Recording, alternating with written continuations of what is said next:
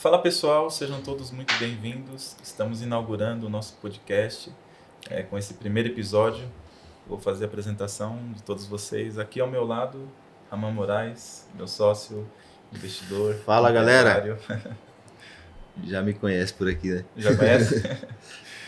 Aqui também temos o Flávio Almeida, também é um insider, né? Trader profissional, analista. O que mais? Um pouquinho mais analista, investidor, sou um entusiasta econômico. Muito prazer, pessoal. Um prazer enorme estar aqui com vocês também, Jonatas, Raman, Fernanda. Prazer também, galera, aí muito obrigado pela audiência.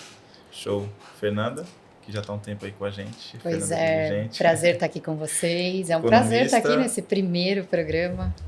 Espero trazer um pouquinho aí de... Fernanda, que a gente já trabalhou já faz um bom tempo. Uns em aninhos, outros programas, né? Aí. Economista comportamental, especialista em gestão e liderança. Sim, professora universitária de economia. Show. Então, trazer um pouquinho da didática da sala. Eu sei que o assunto não é tão gostoso assim. Não, vamos lá. Mas a gente pode ressignificar esse olhar aí para a economia que é tão importante. Legal. Para a nossa vida e para os negócios, né? Legal. E antes de a gente entrar no tema principal, a gente gostaria, né, Raman, de conhecer a história de cada um de vocês, né? Legal, como que vocês conheceram o mercado financeiro, né, economia. Eu sei que a Fernanda tem bastante histórias aí, eu acho que vai ser bem legal o pessoal escutar. Então, quem começa, fiquem à vontade. Eu vou começar porque é melhor fechar com chave de ouro, né? Porque... Bom, eu conheci o mercado mais ou menos ali no ano de 2017, através de um familiar meu que já operava. Trabalhava... o trabalho dele é mais... Aí, tá? Pode fechou. Fazer o estralo aí, abrir a água. O trabalho dele era mais voltado para B3, né? Eu também acabei desenvolvendo o meu foco, né, de estudo e operacional também, tudo voltado para a Bolsa Brasileira. Comecei a opero desde do começo de 2018 ali, opero até hoje, né? Mas na Bolsa mesmo eu operei até mais ou menos 2021, que foi quando a gente conheceu a A7. Aí comecei a migrar minhas operações voltadas para cripto. Bitcoin eu já conheço há um bom tempo, né? Desde da época que a gente está junto, né? Por conta das transações que eram necessárias, às vezes, fazer em cripto. Mas nunca dei devida importância, né? Queria ter dado quando eu olhava e falava, putz, mano, isso aqui tá R$25.000, isso aqui não vai subir mais. Se tivesse dado importância, ter acumulado um pouquinho, talvez, né? A gente teria um portfólio um pouco maior. Você já começou nas operações? Já comecei nas operações. Já comecei nas operações. Eu costumo dizer que eu comecei de trás para frente, né? O certo seria a gente começar... Não mais do que eu, hein? Não mais certo do que seria... Acho que você também não, acho que não. Não? Eu fui mais. Você foi mais? Não, cara, eu comecei pela parte mais arriscada, na verdade. E engraçado, aí, né? Você tá novo, né? Tá sem cabelo branco. Não, mas tô ficando careca. A saúde já foi... Tá com quantos anos, Gabriel? Eu tô com 24, embora pareça 36. Mas... Por conta do day trade. Por conta do day trade, exatamente. Pessoal, invistam a longo prazo. Day trade traz cabelos brancos. E às vezes a queda do cabelo também. Eu sou a prova viva disso. E comecei pela parte mais perigosa. Mas foi assim... na verdade, eu sempre gostei dessa parte econômica. Desde muito tempo pesquisava questões de ações, como que os tickers se movimentavam dentro da bolsa, o que eram os pontos, né, na bolsa, no Ibov. Sempre tive esse quê a mais de economia, mas nunca procurei me aprofundar muito no assunto. E de 2017 para cá, eu comecei a me aprofundar um pouco mais, né, e desenvolvi esse amor aí por essa área. E estamos aí. Quem conhece o mercado financeiro nunca mais consegue ficar sem. Exatamente, cara. Isso é engraçado, porque muitas pessoas já me perguntaram, putz, e se acontecer alguma coisa, você não trabalhar mais, o que você vai fazer, cara? Muito provavelmente, eu vou pegar o que eu tiver, montar uma mesa e fazer a operação, porque... Fernanda que eu diga, né? Não tem... Uma vez que você é fisgado nessa veia, é difícil você sair, né? Eu complicado. Até fiquei um período fora, mas não tem jeito. É um bichinho que te pica e te trava e você não consegue ficar sem. É muito gostoso acompanhar o mercado. Falo que eu sou suspeita, né? Toda essa emoção de adrenalina, né, que causa quando você abre uma ordem no mercado Quando você compra a sua primeira ação... Não, e desde quando você vai montando todo o estudo, né? Que a gente faz essas montagens de gráficos, tempos gráficos maiores e vai reduzindo ali até filtrar no gráfico que você geralmente opera. Toda essa parte de filtros que você vai fazendo, de movimentações externas, exteriores, né, macroeconômicas, toda essa linhagem aí que a gente vai montando até tomar a decisão, beleza, eu vou entrar na operação, tudo isso para mim, né, é muito cativante. E acredito que para todo mundo que opera, que tem essa veia aí, não só operacional, mas de atração pelo mercado, sente um pouco disso, né? De, putz, deixa eu ver o que está acontecendo hoje. Eu falo porque, putz, quando a gente se conheceu era a mesma coisa. Eu até conversar com você, né, Fê? A gente falava que a gente ficava olhando o gráfico sem necessidade. Sem necessidade, às vezes, o não só dia nessa inteiro. parte de operações, né? Mas a parte de quando a gente compra uma ação, compra um fundo imobiliário, Sim. cai os primeiros dividendos, né? Ou você compra, no caso, quem conheceu o mercado de criptomoedas, né? Compra o Bitcoin. A primeira coisa que você faz é baixar o aplicativo da Binance, né? E ficar olhando O dia dia após dia. inteiro. Um mercado que não fecha, né? E é bem assim. Bom, mas legal. foi assim. E aí, quem foram as pessoas que te inspirou a entrar nesse mercado, né? Então, foi a pessoa que me inspirou, né? Na verdade, que me apresentou toda essa parte do mercado foi um primo meu. Abraço, William. Tamo junto. Ele que me inseriu aí dentro dessa parte de trades, né? E aí depois eu fui buscando maiores referências, né? Com professores, fazendo aquisição de algumas capacitações, participando de palestras. E aí com isso, né, a gente vai pegando diversas referências. Então, e descartando algumas também que até então eram referências, mas quando a gente vai evoluindo, né, a gente vai vendo que são pessoas que a gente acaba mudando também nosso princípio de referência. Hoje eu tenho algumas aí, mas tento fugir um pouco do que elas fazem, né, para mim criar também um pouco de autenticidade aí no meu trabalho. Né, a sua forma de operar, cada um tem um jeito, né? Sim, o que dá mais certo para mim, né, a gente tenta repassar aí pro pessoal, porque, cara, na verdade tem uma mística muito grande, né, dentro dessa parte de trades, né? Muitas pessoas falam, igual eu mesmo falei, né, e é a forma como todo mundo encara. O trade é muito difícil, é muito complicado. E na verdade, eu acredito que a função você operar, ela não é complicada. Sim. Eu acredito que as pessoas complicam muito, né? E por conta toda essa complexidade que colocam na questão de operação, é o que afasta muitas pessoas. E aí tem aquela questão da estatística, né? Sim. Que se a gente pessoas, pegar todos os traders, a cada 100%, 90% ou 99% dão errado e 1% eu acho que dá certo. Eu vim aqui para tentar e, né, acabo compartilhando alguns conteúdos aí para tentar aumentar esse percentual aí, não de 1%, mas para 10, 20, quem sabe aí futuramente reverter esse jogo aí. E a estatística pode assustar, pô, day trade parece que a minoria que tem resultado, só que na verdade na vida é assim, né? Sim. Se a gente for olhar para a estatística para tomar decisão de um estudo, de seguir um caminho ali tradicional, um caminho de se formar em alguma coisa, sempre a maior parte é a que desiste, que não dá certo, Sim. que não consegue exercer a função. E no trade não vai ser diferente, né? É que também aconteceu que quando o day trade surgiu, começou a se popularizar, muita gente levou aquilo como ganho fácil, né? Até pelas promessas que se tinham também, né? Você não sentiu um pouco disso? Sim, e na época foi engraçado, né? Porque a trajetória do trade foi bem quando a gente surgiu algumas plataformas que hoje são bem famosas, né? Surgiu bastante plataforma que prometia muito ganho fácil. Sim. E tipo assim, a partir daqui o mercado vai subir ou vai descer? E aí você só precisa selecionar lá como até o design da plataforma mesmo parece um jogo. E a gente sabe bem que familiar, não é intuitivo, assim. né? Sim, ela traz toda essa familiaridade para si, né? Para acolher. E na verdade a gente sabe que não é assim. Se você não tiver uma estratégia bem desenhada, né? Se você não tiver ali um objetivo, é muito difícil de você conseguir o resultado. E essa questão é muito disso, porque quando ficou famoso, essa plataforma ela vinha, né? E os gurus, né? Que utilizavam essa plataforma prometiam ganhos extraordinários durante o dia. E aí as pessoas sempre vinham com essa ideia de... O ganho fácil, né? Exatamente. Rápido. Vou entrar hoje, vou fazer ali, sei lá, R$1.000, R$2.000 por dia e acabou. Eu vou aposentar daqui não sei quanto tempo. E sei operar lá. da praia, né? O famoso operar da praia. Tenta operar, né? Sem ensinar. E a ânsia de querer viver do mercado já, né? É isso, cara, logo no começo. A galera aceita ficar 5, 6 anos na faculdade, mas, pô, em day trade eu tenho que dar certo em 30 dias, né? Exatamente. E sem estudo, né? Sem estudo.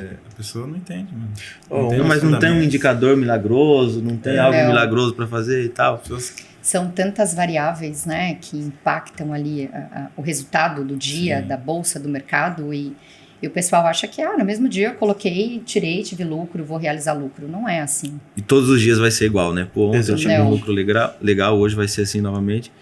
E a gente vê que não é, mas também não é impossível viver de operações, né? Não, A lógico gente que não. tem dentro do nosso ecossistema mesmo pessoas Sim. que já vivem dos investimentos e tal. Como se o mercado realmente se movimentasse todos os dias da mesma forma, né? É complicado.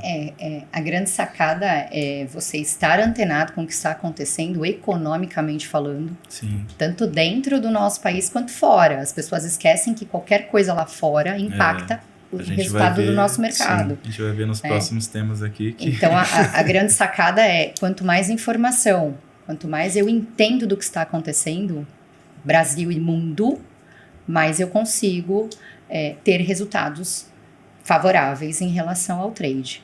E a importância da gestão também emocional é muito importante nessa Sim. profissão, né? Demais. Muitas Isso que eu ia pessoas têm falar, isso que eu ia conhecimento. perguntar, na verdade, pra vocês. Tem vários fatores externos que impactam, impactam. né? Uhum. Mas acho que o principal é o interno, não é? Exatamente. Emocional. O Jonas costuma dizer que o trade é um eterno insatisfeito, né? Sim. Faz 100%, ainda não estava bom. Não né? tava bom. Podia ganhar mais, Tem- Não podia ter realiza sido lucro. melhor. Vou te não falar, realiza lucro, eu vou quando a te Bitcoin falar, sobe 2.000% e você não vai. Eu vou- Aí ele cai, aí quer vender. Ele cai. eu vou te falar a pergunta que todo mundo sempre se faz e todo trader sempre vai se fazer, que é o seguinte: quando a pessoa executa o trade, ela entrou, finalizou, deu certo, beleza, lucro no bolso. Ela vai se perguntar: por que eu não entrei com mais? Para aumentar o lucro. Ou quando o trade caminha pro lado errado, ela sempre vai se perguntar: por que eu entrei? Exatamente. É sempre isso. Então, essa insatisfação, ela sempre vai existir. Se você não tiver respostas para essas perguntas, o seu emocional ele vai viver sempre, não digo abalado, mas sempre vai ter sempre vai ser mexido, né, ali o seu emocional. Eu, particularmente, eu utilizo as respostas, são basicamente as mesmas. Quando eu entro no trade, e às vezes eu me pergunto: putz, cara, por que eu não entrei com uma mão maior? Ou não aumentei um pouco minha alavancagem, né? Vi que estava tudo certo ali, fiz a análise certa. Aí eu me pego nesse gatilho e já entro com a resposta, falando: não, porque o meu gerenciamento me permitia fazer essa entrada, do jeito que foi feito. E quando eu caminho para o loss, aí sim eu busco entender o porquê que eu fiz essa entrada. Eu só queria aproveitar a oportunidade para abrir um parêntese. Todo mundo fala que o loss ele é algo negativo para o Explica aí o trade. que é loss. Cara, o loss, ele é simplesmente um gatilho de segurança. Ele é só um gatilho de segurança. Saída. É uma saída, é um escape. Se você tá numa sala fechada, vendo que ali começou um princípio de incêndio, você tá vendo a sua porta de saída aqui. Esse é o seu loss. Não é tipo: ai meu Deus, vivo de loss, só tomo loss. Cara, se você tá tomando loss 2, 3, 4 vezes seguidas, em 4, 5 dias seguidos, isso não é normal. Então você precisa rever toda a sua estratégia, Exato. todo o seu operacional. Agora você toma um loss um dia sim, um dia não, ou uma vez sim, uma vez não, é porque ou o mercado está muito complicado, ou você não está fazendo um checklist das suas entradas. Para a galera lá que a gente iniciou agora recentemente na parte das operações lucrativas, eu mostrei para eles toda a questão de um checklist de como eles validarem uma operação para ver se ela é boa, se ela vai valer a pena ou se não. Não só na parte de lucro, né, na questão de risco-retorno, mas também na questão de realmente ver se aquilo vai atender ela ou não. Tá virando a mentoria já, hein? Eu tô dando a mentoria. Se apresentar. Você acha, esperando ali, então, bem que ele falou, que eu me empolgo bastante. você acha que a galera que quebra é a galera que quer passar no meio do fogo?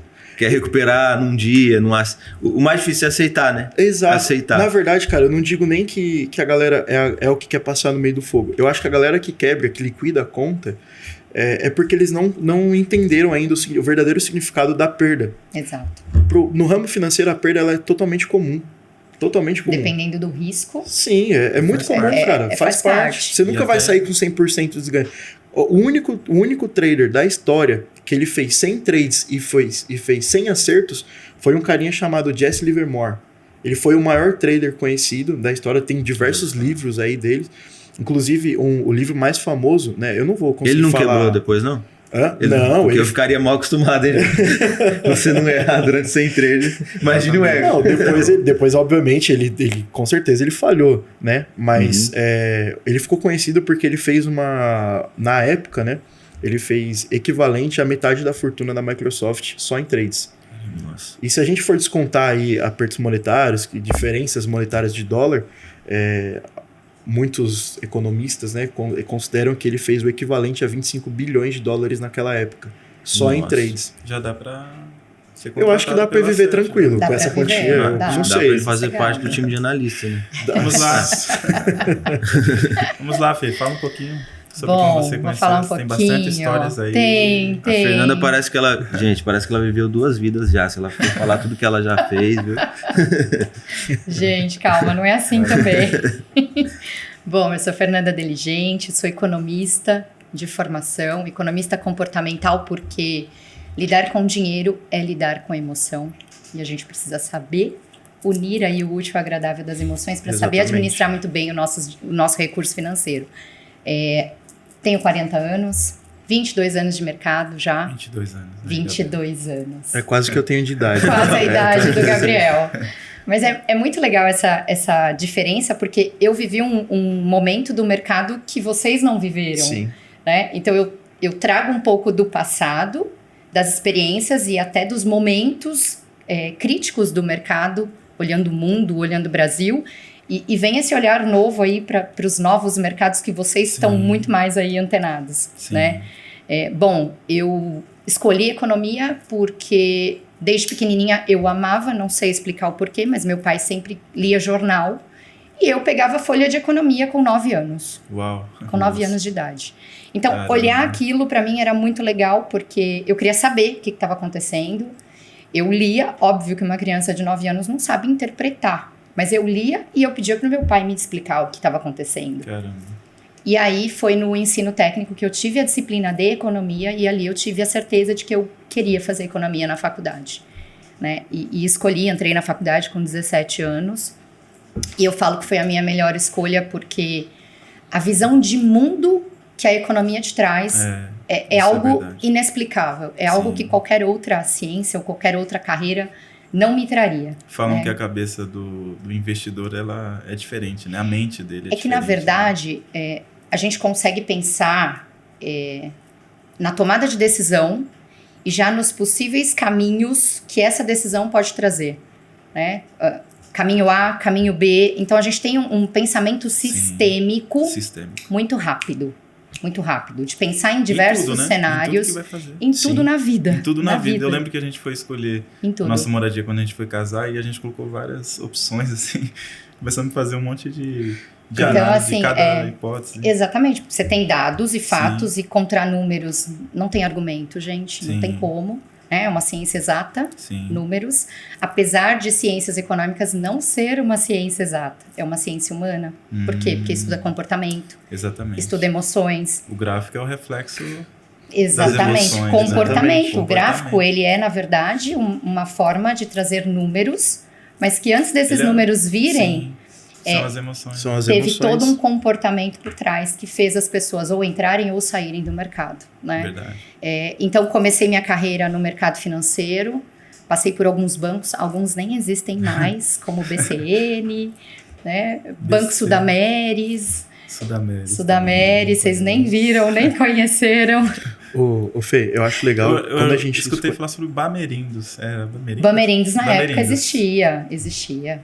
Eu acho legal você relatar pro pessoal. Uma vez você contou pra gente, né? Eu achei super sensacional a forma como vocês faziam as negociações. Tá. Eu peguei uma época no banco em que as negociações eram feitas por telefone, né? Então a bolsa, ela não era digital.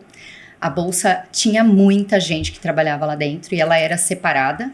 Então, você tinha a Bovespa e tinha a BMF, né? E toda a operação era feita por telefone. Então, todo esse movimento de compra e venda tinha um funcionário, um colaborador lá dentro da bolsa e essa comunicação era via telefone. Então, não era essa agilidade e essa rapidez que a gente tem hoje em dia, Tudo informatizado. Tudo informatizado, informação na mão. Não, ali você estava lidando literalmente com uma decisão que você comunicou por telefone, mas que pode ser que aquilo já não fazia mais sentido ali na mão do operador, ali dentro da bolsa, né? Então, imagina tomar decisões com um cenário de você ter que comunicar pelo telefone. Nossa. Quando eu comecei a investir, eu já estava no Personalité, né?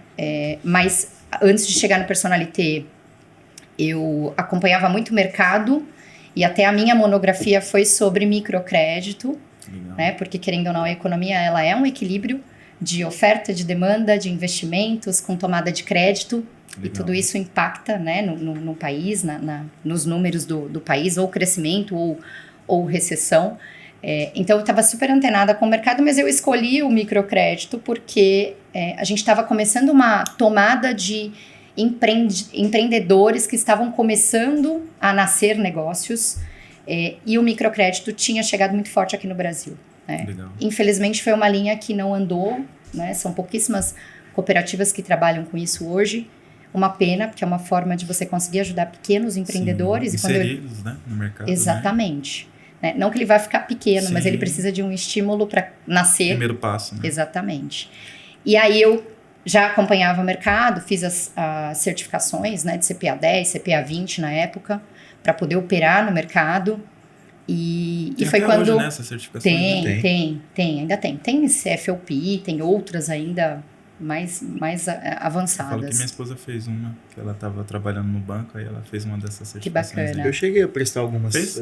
Eu fiz pra CPA 10 e CPA 20, mas na época eu não tinha nem estudado ainda. Não consegui nem classificação nem nada. Entrou no trade, né? Tava com aquela mentalidade. Já foi pro trade, já foi pro trade. Consegui 2 dias de ganho e falei, não, agora eu vou ser certificado, peraí. E foi aí no Personalité, na época, ele era um banco totalmente focado em investimentos, né? Bem diferente de hoje, que virou um banco, mais um banco de varejo. Então, nessa época, era muito, muito engraçado, porque os clientes chegavam com dinheiro na conta. 500 mil, 1 milhão. Eu lembro de um cliente que ele vendeu uma empresa para uma multinacional e ele faturou 16 milhões. E o dinheiro entrou na conta assim, ó, 16 milhões. Eu cheguei na agência, a hora que eu abri os dados, 16 milhões. Eu falei, meu Deus do céu. Aí eu liguei pro cliente e falei, me conta o que aconteceu. Quantos anos você tinha nessa época? Eu tinha 24 anos. Aí, Gabriel. 24 coloca anos. 10 mil lá na corretora, acho que Não, quando pinga um negocinho a mais, eu falei, meu Deus, o que é isso aqui, esse dinheiro a mais? Era assim, era um desafio porque eu não tinha toda essa informação tecnológica que hoje a gente tem do mercado e o cliente tinha muito a questão da confiança, né? Ele confiava em mim e ele pedia para que eu fizesse a carteira dele de diversificação. E é claro que a gente tem que ter toda uma cautela. Né? Era um contato bem intimista. Então. Muito íntimo, até para entender projetos, sonhos, poder direcionar uma parte para reserva, uma parte para garantir o mínimo investido, né? Uma parte um pouco mais moderado e o que eu posso ir para o mercado correr risco. Né? Então isso é muito importante. Eu não posso pegar o dinheiro de uma vida e colocar tudo num mercado de renda variável. Aí, pessoal, por mais que você tenha 16 milhões. Né? Por mais que você tenha 16 milhões. E a gente pensa assim, o quanto era restrito ter acesso ao investimento, né? Muito. Porque, só grandes empresários e tal. Hoje, qualquer pessoa que faz uma breve pesquisa, ela tem acesso a investimento, comprar ações, corretoras e tal, né? Você não precisa de grandes fortunas.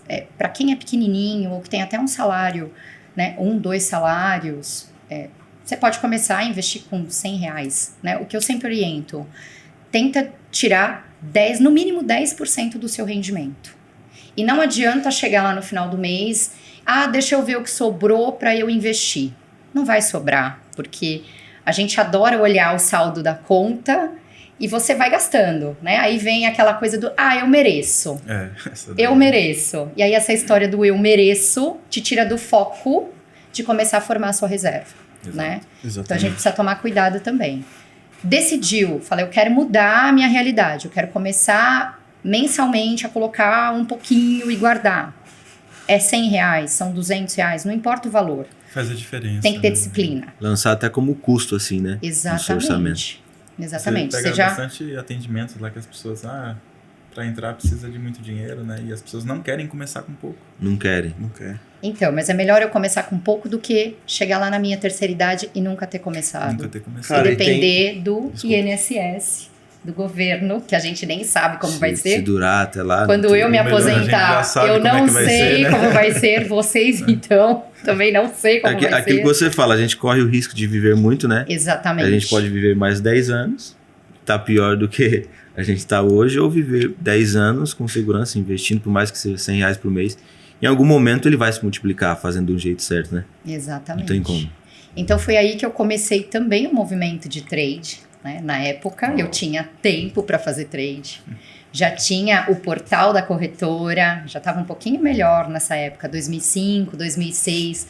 A gente pelo menos já tinha informação dentro do portal da corretora, né?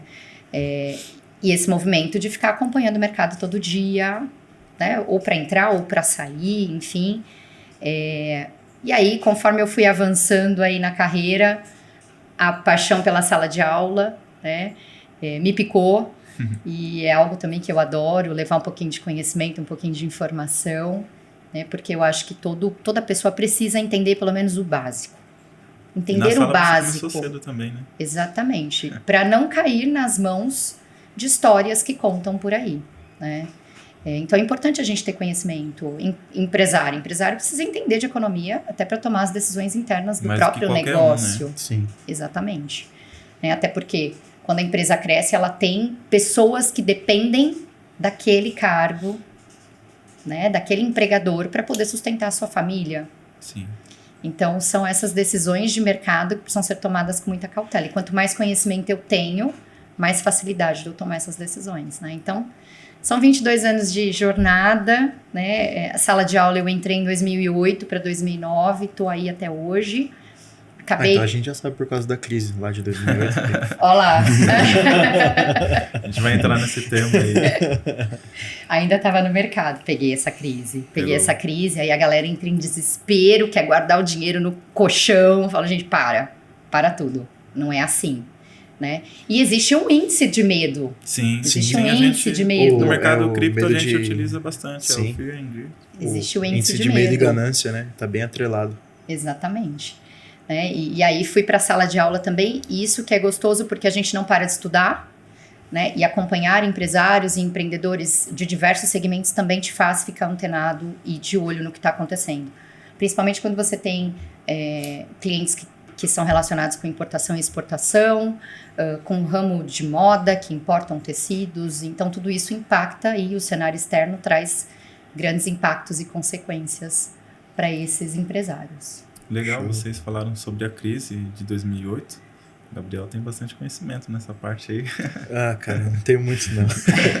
Mas você Não, falou é da parte engraçado. do conhecimento que é importante. Sim. Sempre foi importante, agora mais do que nunca, né? A gente fala de investimento que hoje é uma obrigação você pelo menos saber o básico, né? Sim. E dentro desse cenário, né? Desde o começo do ano a gente está em correção em todos os mercados, né? E muito se fala sobre a crise, né? Você já experimentou digitar lá investimentos no YouTube, vai aparecer só vídeo de crise.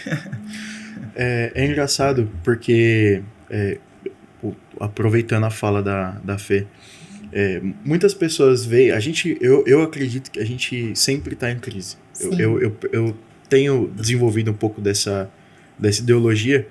Eu pensei que o mercado ele sempre está em crise. Se ele não está em uma crise que vai provocar uma baixa, ele vai estar em uma crise que vai provocar algum movimento otimista, né? Sim. Alguma alta aí dentro dos mercados. E independente do cenário que está se formando, seja de alta ou de baixa, a pergunta que a gente sempre tem que se fazer é como eu vou me posicionar diante desse cenário. Igual ela comentou que o pessoal colocava dinheiro, Embaixo do queria colchão. colocar dinheiro embaixo do colchão. Queria arrancar o dinheiro do banco todo, vou levar para minha casa. Tinha. E, por exemplo, se as pessoas tivessem feito isso em 2000 e 2008, o quanto de dinheiro que ela... Pode até ter sido esse cara aí com 16 milhões de reais. O quanto esse cara não teria perdido do real valor, né, da moeda que ele tá guardando embaixo do colchão, só de deixar o dinheiro físico parado, Sim. né? Porque a gente sabe, quanto mais a gente imprime o dinheiro, mais ele perde a valorização. Então, uma pessoa imprimir 16 milhões e deixar ela alocado... Então, a real alocação, né, você alocar o seu dinheiro de forma inteligente, de forma certa, vai ditar muitas coisas no seu futuro, seja para um futuro de aposentadoria, ou seja, você está investindo para conquistar algum objetivo na vida, né? Sim. É porque às vezes passa a falsa impressão que dinheiro na mão ele não corre risco, ele não tá se desvalorizando e tal. sim. E não é, né? Não é, verdade. cara, não é. Não, na verdade, a gente perde o poder de compra. Né? Exatamente. Corrói, né? Você está desvalorizando o seu próprio dinheiro na sua mão, basicamente. É onde a gente sente quando vai no mercado, quando vai no posto de combustível e Sim. vê que aquele valor Cara, já não é suficiente mais, né? Existem 2 estudos, salvo erro, um deles eu acho que foi você que me mostrou, que o real hoje, R$100 de hoje, são equivalentes a R$13,81 lá de 94. O que hoje a gente consegue comprar. Corrigiu Isso. mais que o Bitcoin, hein? Oh, Bitcoin perdeu aí o quê? Deu 70 e... deu mais de 80%. Mais de Mais de 80%. Mais de 80%. 87%. Já passou o Bitcoin, Já. Bitcoin corrigiu 85%. Tranquilo. Não, e se a gente for fazer essa conta do dólar, a variação é ainda maior. Ainda maior. Aí você assusta. É isso que eu ia falar, são essas duas comparações. Eu ia fazer do real e do dólar. Porque aqui a gente ainda teve diversos processos de dolarização. Acho que, Sim. salvo erro, a gente teve mais de 9 moedas. Mais de 9 Exatamente, mais de as 16. trocas de moedas também impactaram nessa desvalorização. E até foi um tema que eu vi uns dias atrás que o pessoal falou: por que o real agora ele carrega foto de animais e não foto de pessoas importantes pro país? Ia matar muita gente, né?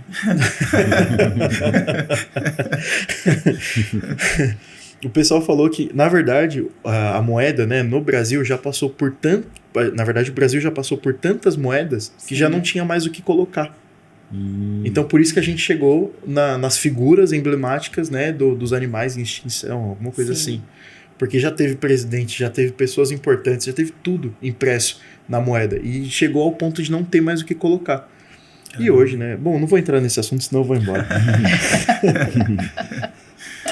Mas aí vamos falar então da crise de 2008, né? E por que tem reflexo, né, no momento que a gente está vivendo hoje. E a importância, né, da gente entender esses contextos, né? Na tomada de decisões, na hora de investir, na hora de estudar. Conta aí como é que foi um pouco da crise de 2008. Então, cara, na verdade eu queria começar falando que eu acho muito engraçado, porque também aproveitando esse gancho que a Fê deixou, que muitas pessoas não se aprofundam muito, até porque não é cultural no Brasil. Nós não temos cultura, exatamente. Você não se preocupar com finanças, você não se preocupar com o mundo econômico.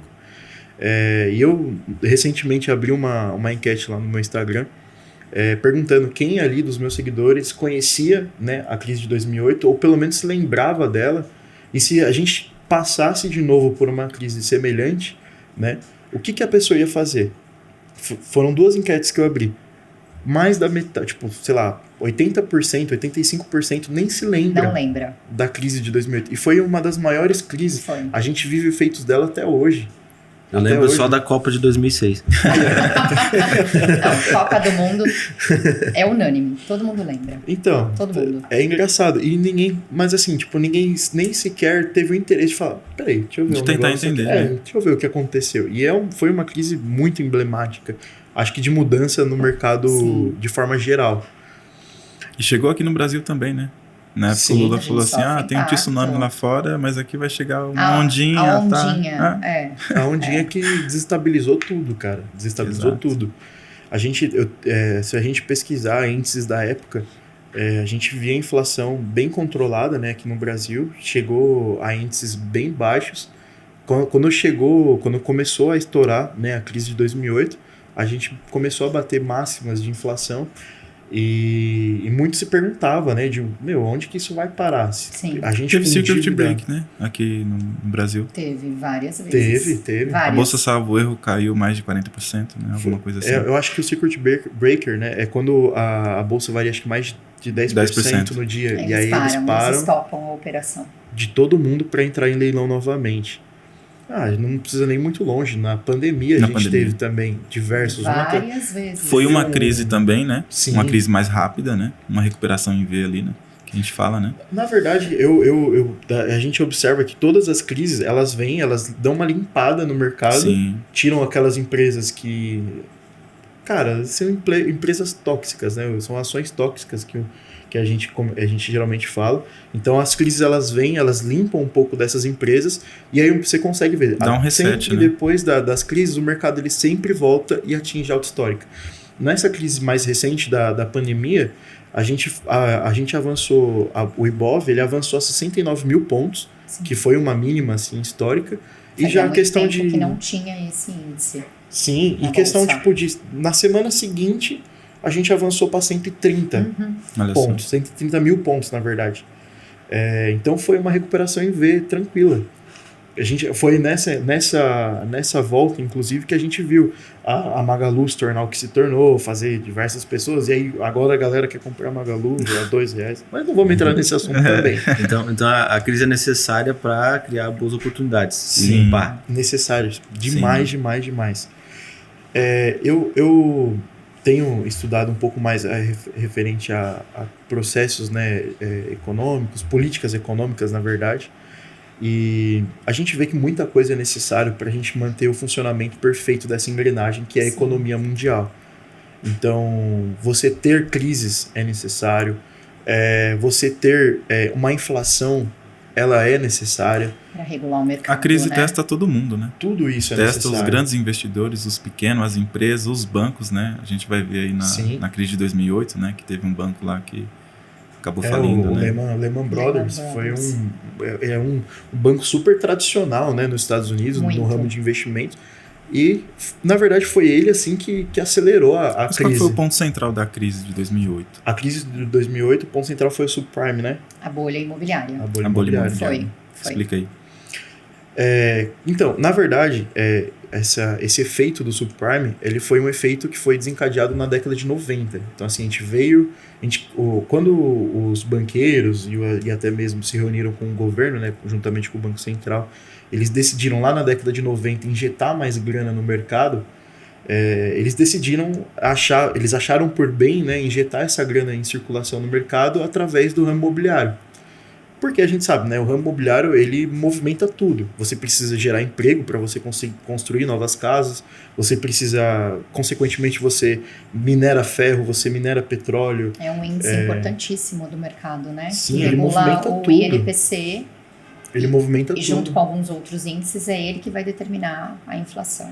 Sim, importantíssimo. Então, por conta de toda essa movimentação que geraria, né, um borbulho ali de dinheiro, eles falaram, não, vamos construir casas, a gente financia, e aí depois, né, a jogada do banco foi muito inteligente nesse sentido, eles fazerem novas casas, financiarem essas casas, e depois quando o cliente, né, que comprou ela no intuito de investimento, quando ele for revender para conseguir realizar o lucro dele, né, o banco compraria ou até mesmo passaria para um outro dono com o dobro de juros do que foi passado para o primeiro comprador. Então, nessa jogada de dobrar os juros, o banco teria de volta o financiamento que foi proposto para o primeiro dono. Então, esse foi a jogada que os bancos utilizaram, né? Ganharia em cima do segundo comprador. Exatamente, para eles Ganhar dos conseguirem esse dois retorno lados. e conseguirem injetar mais grana no mercado. O que acontece foi o seguinte: de primeira instância, eles conseguiram fazer essas execuções, foi até um sucesso. Não tinham muito... Mas na prática, como que funcionava? Ele trouxe bastante crescimento. Para os americanos, assim. Trouxe muito crescimento para a economia americana. Esse movimento de incentivo, né, das casas, enfim. Mas a coisa começou a apertar quando essas pessoas não conseguiram mais bancar os juros, né, o parcelamento dessa compra dessa casa. E aí começou um processo de refinanciamento. Exatamente. As pessoas compravam casas com crédito que o banco disponibilizava. Exato. Tipo assim, ó, eu Flávio, eu não tenho casa, quero comprar a minha primeira casa como investimento. Por que acontece? Essas primeiras casas que foram construídas, é tipo esses projetos que a gente vê aqui no Brasil. A prefeitura, o estado inaugurou sei quantas casas no projeto Casa Verde e Amarela. Minha Casa Minha Vida também Mas uma era forma... fácil conseguir essa linha de crédito?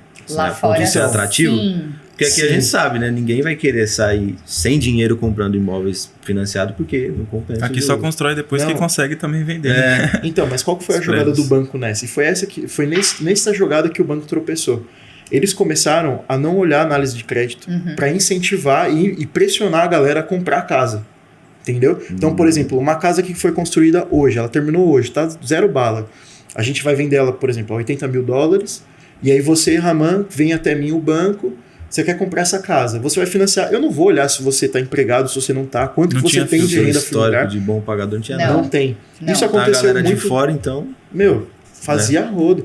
Isso aconteceu muito depois de meados do anos 2000, que foi quando aconteceu o atentado às Torres Gêmeas e a questão dos hacks nas techs, né, das maiores techs, elas foram hackeadas.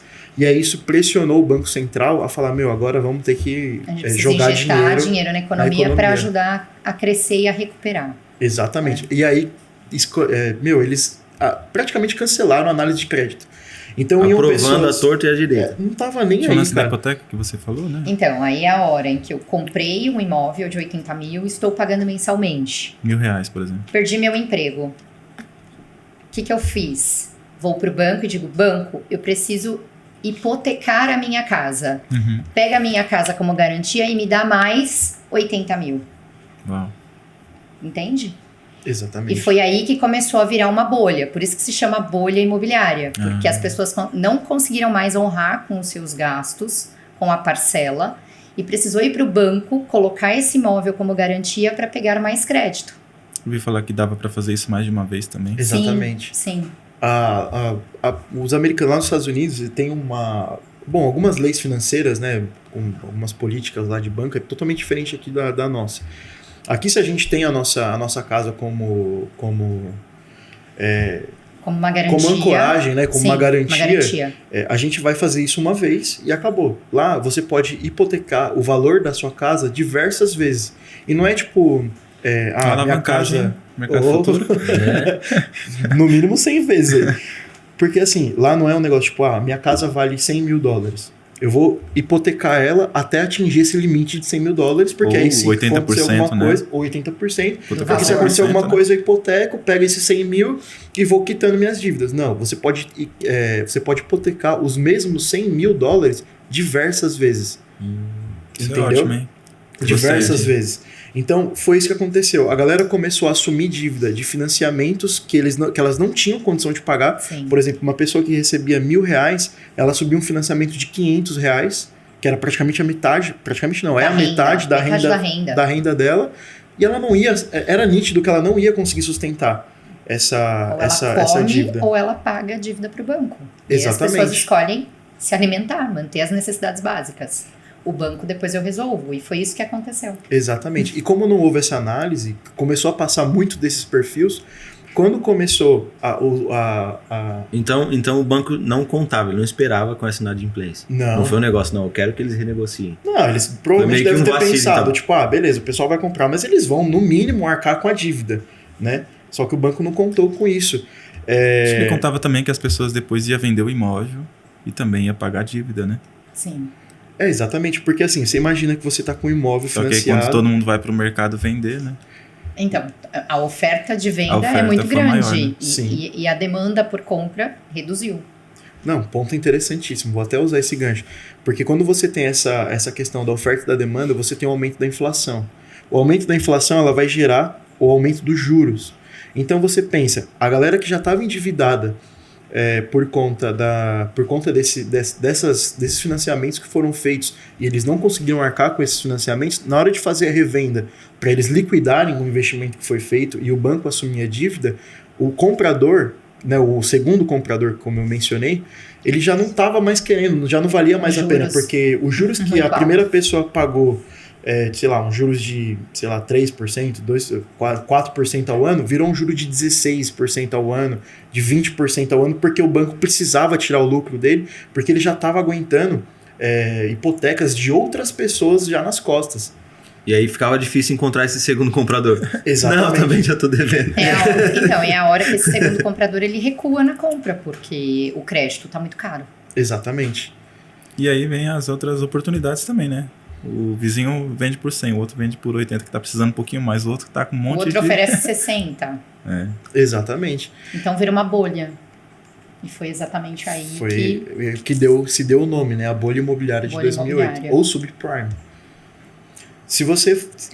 Quando os bancos chegaram nesse ápice de estar todo mundo endividado, e não foram tipo bancos pequenos, cara. Foi tipo o JP Morgan, que é um dos maiores bancos dos Estados Unidos.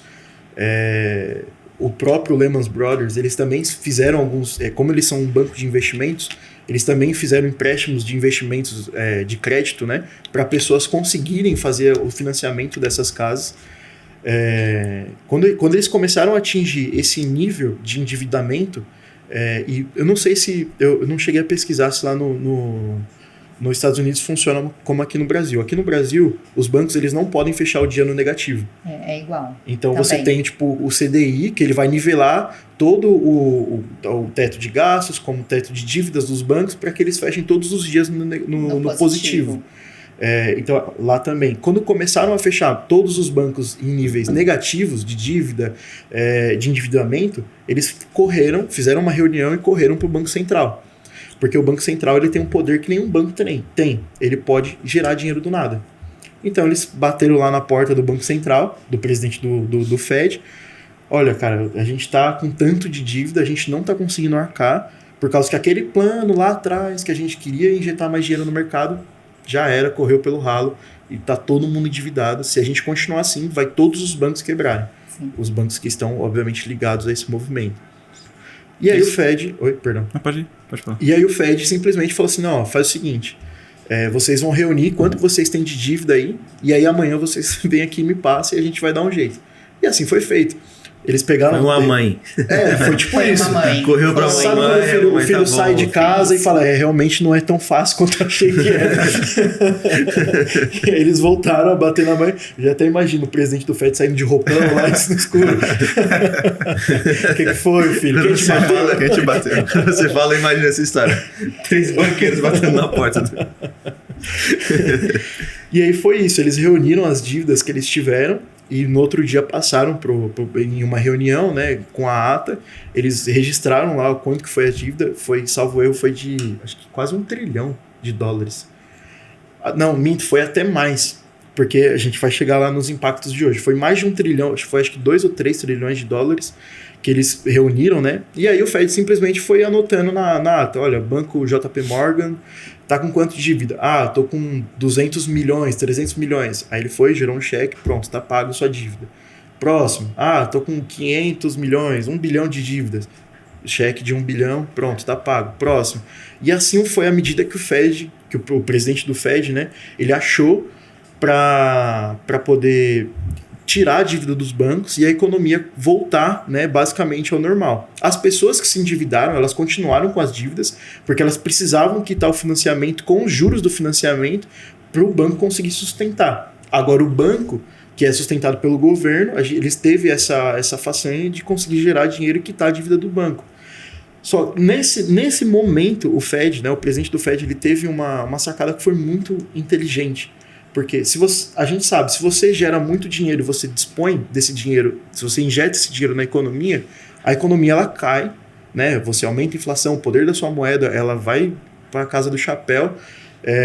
Então o Fed foi muito inteligente. O que ele fez? Ele gerou todo esse dinheiro, que deu quase 3 trilhões de dólares na época, e ele colocou num cofre. Ele armazenou. Filho, dinheiro. você não vai gastar, tá? Tá aqui, Fazer muita guardadinho. besteira com o seu dinheiro. Tá aqui, mas é meu. Tipo isso, tá aqui, mas é meu. Uhum. Então, você tá sem dívida, tá pago, mas é nosso aqui, você não vai mexer não. Então, ele guardou lá no cofre as 7 chaves e deixou. E assim foi quando a gente começou a ver, né, a bolha, os Estados Unidos, né, voltar a se reerguer. Teve um detalhe muito importante que foi a falência do Lehman Brothers, que foi na segunda-feira. Eles tentaram fazer, por conta de todo esse movimento aí de dívidas e tal, o Lehman Brothers não tinha só ligação a dívidas que eles não conseguiriam arcar dessa parte do subprime, como eles tinham despesas também com outros empresários que tinham outras intenções, mas que quando o banco ele tem uma questão chamada spread. Quando o spread está muito alto de um banco, significa que o nível eu esqueci a palavra, mas o banco, ele basicamente, esse índice, ele mede a responsabilidade do banco em quitar suas dívidas. Então, quando o spread está muito alto... É a diferença, né, dos investimentos versus o crédito que é concedido ao mercado. Exatamente. Isso que vai determinar essa taxa, spread. Entendi. Quando o spread está muito alto, significa que a taxa de responsabilidade... significa que, tipo, o banco não vai... quanto mais alto o spread, menor a possibilidade do banco arcar com as dívidas de crédito que ele gerou. Então, o do Lehman Brothers, né, toda aquela semana que teve de estouro da bolha, enfim, de tudo isso que eu acabei de relatar, o spread deles estavam atingindo altas máximas. E aconteceu que no final de semana, que eles tentaram negociar a venda, né, do banco para um banco inglês. Bom, para a gente relatar rapidamente, o banco ele foi negociado, né, para um grupo de empresários ingleses, só que os donos do banco do Barclays, eles não avisaram os maiores investidores, os investidores tops, né, desse banco, que eles estavam tentando comprar o Lehman Brothers. Quando eles anunciaram isso durante o final de semana, os investidores na hora liquidaram as suas operações dentro do banco, o que fez com que a ação do banco caísse muito. E o ciclo, né, o valor econômico do banco acabou também indo pro brejo, cara. Sim. E aí na segunda-feira, conhecida como Segunda-feira Negra, se deu por conta da falência, né, da declaração de falência desse banco, e aí foi onde estourou tudo pro mundo. Estourou a falência desse banco, né, o Lehman Brothers, estourou a bolha imobiliária, estourou a inflação, taxa de juros. Teve até uma tentativa, né, de que eles receberam uma instrução para falar com o Warren Buffett. Foi. Né, eles mandaram a mensagem, não chegou para ele não respondeu, uma mensagem de voz, né? Então, e aí o futuro do banco ficou ali naquela mensagem, né? Talvez para receber alguma instrução, né? Talvez exatamente. Ele teria alguma saída ali, né? Mas não... Como foi final de semana? Cara, eu invisto pra isso, né? O Warren Buffett dá final de semana, ele pega a família dele e simplesmente coloca no jato, né? E vai embora. Os caras mandaram mensagem pra ele tinha viajado, ele tava de férias e aí não recebeu a mensagem. Tanto que tem até um ditado, né? Que o pessoal fala Tava fazendo day trade na beirada da praia, sem sinal. Tem até um ditado que o pessoal sempre fala, que toda vez que vai ter uma crise, o Warren Buffett pega a família dele, vai viajar, vai tirar férias. Agora você vê, né, o mundo inteiro caindo e o cara vai pras férias, né? Essa é a meta de vida. Foi que nem o Barça, né, no coronavírus, né? Se não tivesse no modo silencioso, então, o celular da Warren Buffett. Mas isso é uma boa gestão financeira. Uma boa gestão, né? Exatamente. A filha dele fala que ele tava dormindo na pandemia. Na pandemia. Aí o patrimônio dele saiu de bilhão pra milhões, né?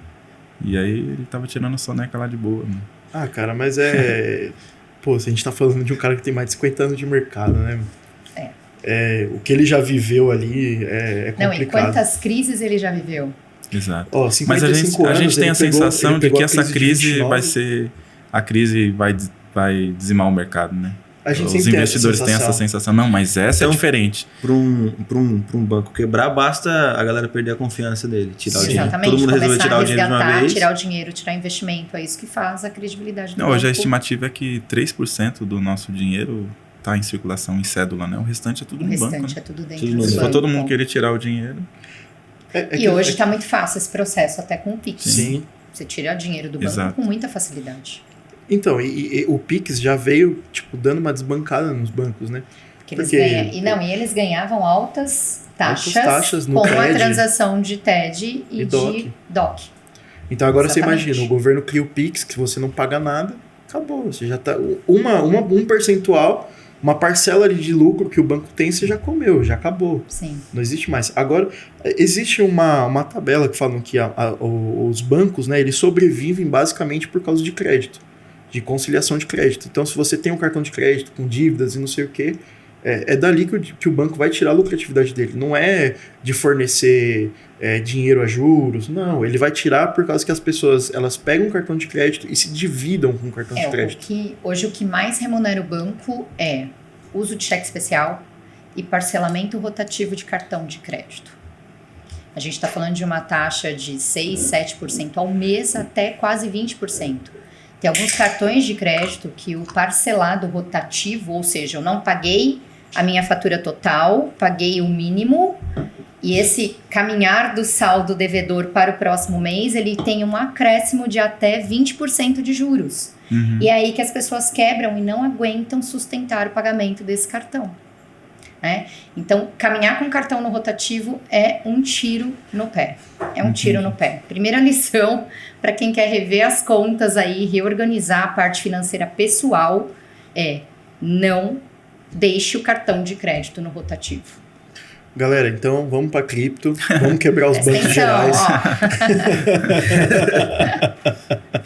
Vamos quebrar todo mundo. Mas foi basicamente isso a crise de 2008. E eu falo que a gente vê efeitos dela até hoje, porque assim, por mais que a gente tenha voltado tecnicamente à normalidade depois desse período, a gente, por exemplo, se a gente não tivesse tido a crise de 2008, provavelmente a pandemia ela não teria afetado tanto a economia mundial como ela afetou. Porque assim, você imagina que a gente precisa às vezes de um ano para destruir uma economia e a gente precisa de no mínimo 10 anos para a gente construir uma boa economia. Então assim, a gente veio de um ano péssimo, né, que foi o ano de 2008 com as crises mundiais, porque, cara, todo mundo tem investimento nos Estados Unidos. Sim. Se você não tem investimento variável, você vai ter investimento nos treasuries, né, que são os tesouros nacionais dos Estados Unidos. Então, você imagina, principalmente o Japão. O Japão tem... Nossa, o Japão faz a festa no Tesouro Nacional dos Estados Unidos. E aí você imagina um país como os Estados Unidos vivendo uma bolha imobiliária como viveu em 2008, é você endividar diversos países de tabela. E se a gente não tivesse vivido isso, talvez, né, na crise de 2020, como foi a do Covid, a gente teria se recuperado muito mais fácil. E não teria sido um baque tão forte como foi. Né? A gente estaria, de repente, já com uma... Tô tirando o Brasil de exceção, porque a nossa economia hoje ela está muito positiva. Em visão do mundo, em relação ao mundo, sim. A gente está muito positivo. E isso é um detalhe que a galera não enxerga. Às vezes eu fico triste com isso, porque assim, a gente tem muito olhar exterior. Os Estados Unidos é um país top, a Inglaterra é um país de primeiro mundo, legal. O dólar, né? O dólar vale 5 vezes o valor do real. Mas a questão, a gente não pode se atrelar só a esses valores. Tipo, nos Estados Unidos, se eu recebo $2.000, eu já me banco.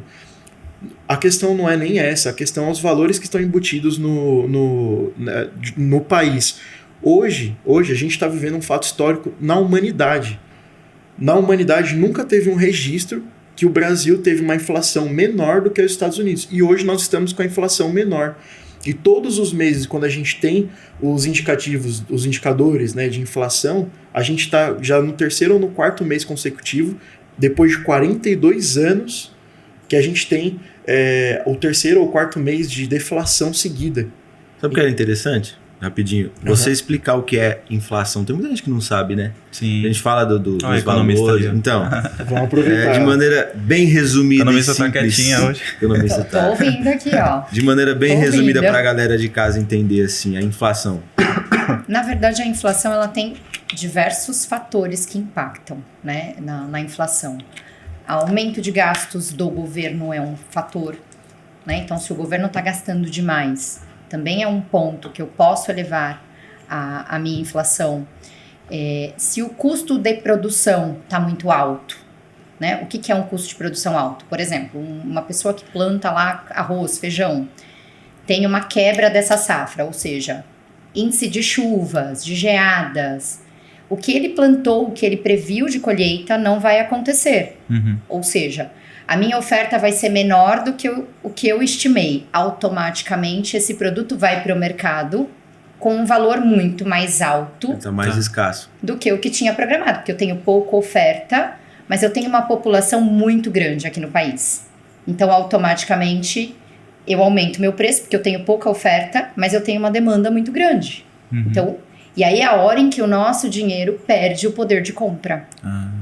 Então, por isso que a política econômica de um país ela é extremamente importante para ficar de olho nesses índices. Então, a gente tem mensalmente o IBGE, né, que faz a pesquisa nas grandes capitais para acompanhar essa oscilação. Dos preços, né? Dos preços. É o IPC, né? O IPC, exatamente. Índice de preço ao consumidor. E o IPCA também. É o índice de preço ao consumidor no atacado. Atacado. No atacado, na verdade, são as grandes capitais, que é onde tem a maior parcela da população, e é ali que ele acompanha essa oscilação. Então, entra o IPCA, entra o IPC, entra o INPC, porque a construção civil é um grande indicador de crescimento ou não de um país. São muitas variáveis que entram para detectar se o país está no momento de alta da inflação ou de baixa. Então, quando começou a pandemia, a equipe econômica foi muito sábia de baixar a taxa de juros. Por quê? Ficou todo mundo preso dentro de casa. Empresas pararam, processos produtivos pararam. E aí, como é que eu faço essa economia continuar rodando com várias empresas fechadas? Eu baixo taxa de juros, para quê? Para oferecer crédito com um valor baixo. Então, eu consigo ter as pessoas consumindo o crédito com uma taxa bem baixa. E foi isso que aconteceu em 2020. Então, a nossa taxa Selic, que é o que a gente tanto escuta no mercado, ela baixou para 2%. 2% ao ano. E aí veio ao ano. E aí veio o Pronamp, que foi um incentivo do governo para que os empresários conseguissem fazer o seu capital de giro rodar. Conseguir manter o pagamento das contas, pagamento de folhas, né, de colaboradores. Claro que teve sim um processo de demissão? Teve, sim, né? Mas a política econômica que nós tivemos lá em 2020, ela foi muito sábia e foi tomada assim no momento exato. Por quê? Agora a gente está no momento sim que eu tive que aumentar um pouquinho essa taxa Selic. Sim. Por quê? Quanto mais crédito eu boto disponível no mercado, mais consumo, mais linhas de crédito, automaticamente as pessoas aumentam o índice de endividamento. Então, se a gente está saindo de uma pandemia, eu preciso segurar um pouco esse consumo. Porque senão vai chegar um momento em que essas pessoas não conseguem honrar com o crédito tomado no mercado. Nossa, é um equilíbrio que tem que ser muito bem gerenciado. É muito preciso. Né? Por isso que eu falo que, né, a gente não tem noção de quantas variáveis impactam para a gente conseguir chegar lá no mercado e ver que o arroz recuou um pouco no preço. Né? Que o feijão o pessoal acha reduziu. Que é fácil, né? Não, vezes, não é fácil. Não é que o dono do mercado... Não é o dono do mercado. O Bolsonaro não abaixa não é o dono do mercado, não é o Bolsonaro, o presidente que toma essa decisão. Tem todo um time de economistas que está ali junto com o Instituto do IBGE, que é quem faz essas estatísticas, todo esse acompanhamento mensalmente, para que quando chega a reunião lá do Banco Central, eles consigam decidir se eu posso reduzir essa taxa ou se essa taxa ainda tem que se manter ou subir um pouquinho. Né? Então, esse é um movimento constante para quê? Para eu conseguir controlar a tomada de crédito, reduzir um pouquinho esse crédito, porque se eu libero o crédito adoidado, e a gente já teve políticas de liberar o crédito adoidado, e aí a gente acaba tendo os impactos que teve lá em 2008 nos Estados Unidos. Né? Porque eu libero crédito a rodo, todo mundo sai gastando, sai fazendo financiamento, e aí na hora que tem que segurar, as pessoas não conseguem honrar com a dívida. E é a hora que começa a quebradeira geral das pessoas. E como a gente não tem uma cultura de poupança, e eu não estou dizendo que é a poupança do banco não, gente, sim. É reserva de dinheiro. Como a gente não tem essa política, né, nós não temos culturalmente a cultura de reservar, de guardar dinheiro, na hora em que eu tenho uma dor de barriga ou um desafio maior, eu não consigo honrar o crédito que eu tomei no mercado, né? E aí, se é um momento em que as empresas estão com um custo de produção muito alto, automaticamente ela tem que tomar a decisão de reduzir o quadro, reduzir o processo produtivo, é a hora em que, infelizmente, rolam as questões de demissão, né? E aí a gente tem um aumento da taxa de desemprego, mas a gente está com essa taxa de desemprego em queda. Sim. Né? Então, ou seja, as empresas estão empregando mais, né? Voltou novamente a aumentar o processo produtivo aqui no Brasil, no entanto que o nosso PIB, conforme o Gabriel falou, a gente chegou a um patamar que a gente não via desde 2014 em relação ao produto interno bruto. O que é isso? É a quantidade de produção interna que a nossa indústria e as empresas de serviços estão gerando de receita aí nessa balança. Além disso, também conta, e aí que as pessoas não entendem, mas por que eu preciso me preocupar tanto com dólar? Porque nós somos um país que se relaciona com outros países. Sim. Né? Então, nós vendemos produtos para fora Exporta, e compramos produtos de fora e trazemos para cá. Exato. E tudo isso é lastreado em dólar. E é até importante, Fê, a gente ressaltar esse assunto, porque é basicamente essa correlação entre nós e os outros países que faz com que o preço do produto ele não seja... a gente não consegue abaixar ele com tanta facilidade. Sim. Então, vou usar um exemplo besta, né, que todo mundo provavelmente já deve ter escutado, o petróleo. Sim, sim. Hoje a gente nós somos, né, um dos maiores produtores de petróleo do mundo. Nós temos a Petrobras, que é uma gigante no mundo no ramo petrolífero. E o que a gente faz? A gente minera o petróleo, aí a gente vende o barril, manda para fora só para refinar, e aí depois a gente compra o petróleo refinado 3 vezes mais caro. Olha só. Então, Sim. por que a gente não abaixa o valor? Quando perguntam, né? Por que não abaixa o valor da gasolina? O valor da gasolina era 2 e tantos reais. Porque a gasolina vem de fora. De fora. Mas aí que tá o negócio, o X da Extrai questão. aqui. Qual que era o valor do barril de dólar, do barril de petróleo na época? Na época que o pessoal falava, o valor do petróleo o valor da gasolina tá barato, não sei o que, 2 e tanto, agora tá 4, 5. Cara, na época, o petróleo varia, o Brent, né, que é o barril de petróleo, varia menos de $50. 50 dólares. Hoje a gente navega na casa dos 100 e 120 dólares o barril de petróleo. Então, a gente praticamente dobrou, triplicou o valor do barril de petróleo. E pra gente comprar esse petróleo refinado, a gente precisa pagar o valor dele, o valor do barril. Então Que é basicamente em dólar. isso, que é em dólar. Se a gente tivesse dado sequência às refinarias aqui no Brasil, a gente com certeza seria um dos maiores produtores, né, de petróleo já refinado. Umas 3 refinarias? A gente teve o início de 3 refinarias que foram cedidas a países exteriores. Sim. Que legal, hein? Exatamente. Muito Por isso que eu bacana. falei, se a gente tivesse dado sequência a esse processo de construção e colocado elas em atividade naquela época, a gente com certeza seria um dos maiores preditores. Construímos e entregamos. Foi basicamente isso. Usamos dinheiro público para poder fazer as construções dessas obras, e quando elas estavam prontas a gente cedeu elas de graça praticamente, só para fazer amizade com países que, cara, sinceramente não são tão interessantes para se ter. Comercialmente falando, Comercialmente. não nos trazem benefícios. E a gente até vai entrar nesse ponto, né, Sim. das equipes econômicas, né, de cada candidato, porque esse ano nós temos eleição aqui no Brasil, né, e nisso a gente já viu um comportamento que não foi bem sucedido, né? Sim. Assim, cara, na verdade, eu penso não, né? Eu acredito que, vamos supor, hoje, se a gente tivesse dado sequência a essas construções, principalmente nessa questão das refinarias, imagina hoje, a gente tem uma economia, né, mundial, a galera praticamente falida.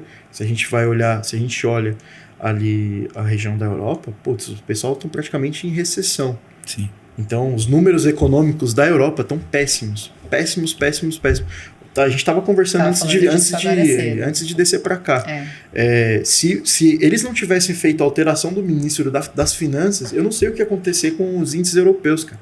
Eles estão passando hoje pelo 4º dia de alta por conta dessas mudanças aí de ministro que foram feitas. Porque o ministro que chegou novo, ele chegou e falou, não, peraí, vamos parar com todas as medidas que foram feitas, que eles praticamente iriam aumentar os impostos à população para poder aumentar o giro de capital dos governos e aí com isso tentar combater a inflação, que lá também está altíssima. Para vocês terem uma noção, na Alemanha, recentemente, foi mês passado, pararam a produção de papel higiênico, cara. Caramba. Na Alemanha, parou a produção de papel higiênico porque o custo para se produzir papel higiênico está altíssimo. Olha só. Então essa é a situação que a gente vê na Europa. E aí o consumo de água vai aumentar, né? Provavelmente. Não, e aí, beleza, aumenta Mas aí a gente tem uma crise energética na Europa. Não, exatamente. Nossa, Por causa da Rússia É isso que eu e ia da falar. Ucrânia. Então isso Isso é muito também está sério. impactando muito no cenário europeu. Exatamente. Não tem uma ação que ela fique isolada, né? Não Não. existe. É sempre Não. um efeito dominó. É isso que eu ia falar. Toda decisão e ação num país, dependendo da importância dele, né, economicamente falando, impacta, reverbera para o mundo. Vocês Então, acham? A gente está falando, só para finalizar, a gente está falando dos Estados Unidos, que está com o maior índice de desemprego e maior taxa de inflação dos últimos anos. Por quê? As medidas econômicas demoraram para acontecer. Então, as medidas que nós, Brasil, tomamos lá em 2020, os outros países não tomaram.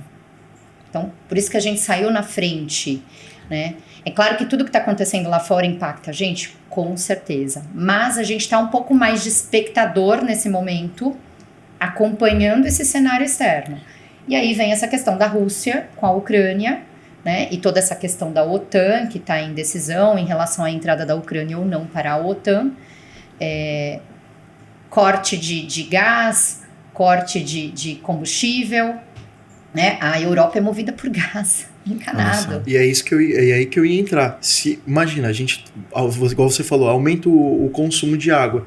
Beleza, mas você vai tomar banho frio num lugar que às vezes geralmente bate menos de 0? Não tem como.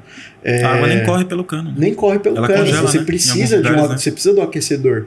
E aí é onde eu ia ingressar. Aí você tem a Rússia cortando os custos. Os Estados Unidos, o atual presidente, ele foi... Eu não vou classificar se ele foi burro ou inteligente, porque o que acontece? Nesse meio período... Não. É verdade. É verdade. Achei que ele ia dar um soco quando ele tava falando das refinarias. Não, é verdade, cara. Esse é um assunto que me empolga. Você assistiu o debate? Não assisti, eu fiquei... Então, eu tenho pressão alta, eu tenho medo de... Imaginando... Você é trader, cara. Também não. Não, e aí, por exemplo, o que ele fez? A jogada do Biden, qual foi? Ele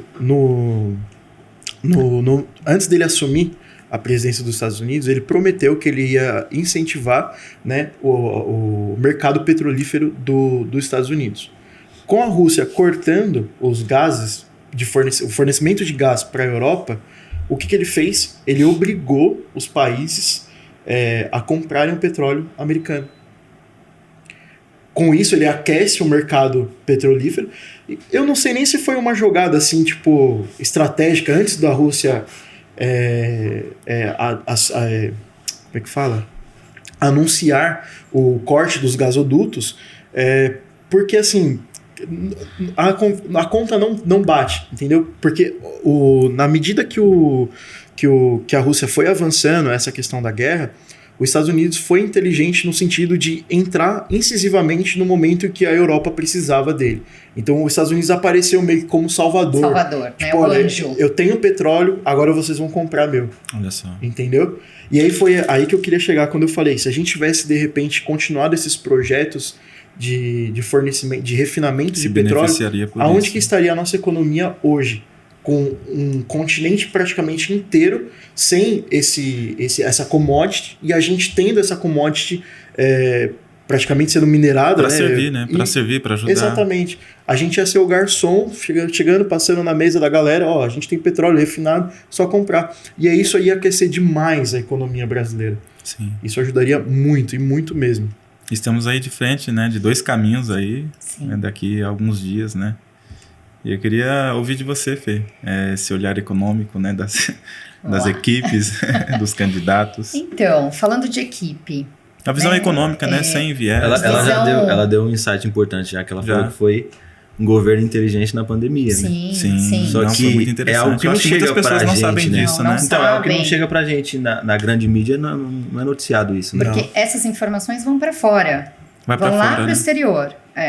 Aqui dentro a gente não tem. Dá a impressão que a mídia escolhe o herói que vai ser responsável pela jornada do herói do país. Exatamente. Não é qualquer pessoa que pode levar o país para frente. Exatamente. Essa questão do olhar exterior, ela é importantíssima, porque eu falo muito sobre isso nas lives que a gente faz, referente ao investidor exterior.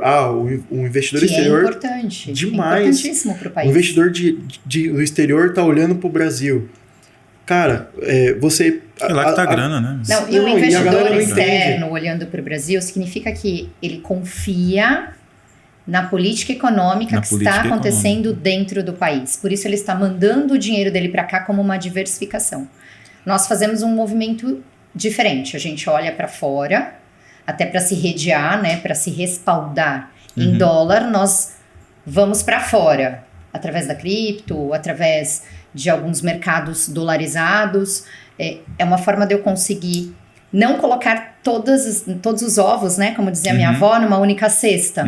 E esse movimento, ao contrário, é muito importante também pra gente. Não sei se vocês viram, a gente teve uma recuada de dinheiro que saiu da Bolsa. Sim, agora, segunda-feira. Não sei quanto, foi 1 ponto alguma coisa bilhão. Não só da Bolsa, né? De todos os mercados. A gente viu sair do mercado cripto também. Sim. Uma saída de liquidez. Então, né? porque fica essa briga, né, polarizada.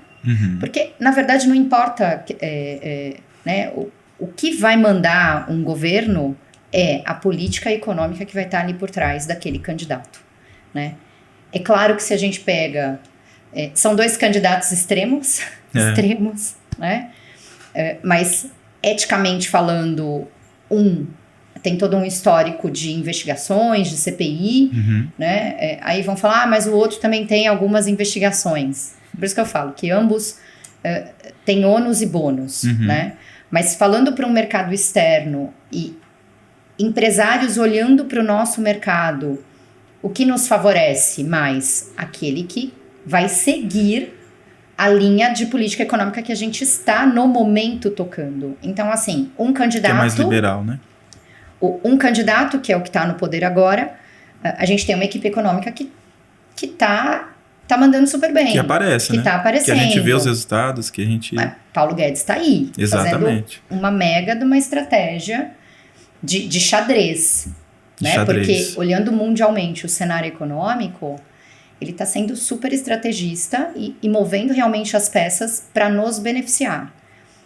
O outro candidato, eu não conheço a equipe econômica dele. Ninguém conhece. Eu não sei quem é. Ele não divulgou ainda. Foi divulgado. Ele vai divulgar só depois do segundo turno. Não divulgou ainda. Sim. Então, como é que eu voto sem saber o que cada um tem para entregar economicamente falando, né?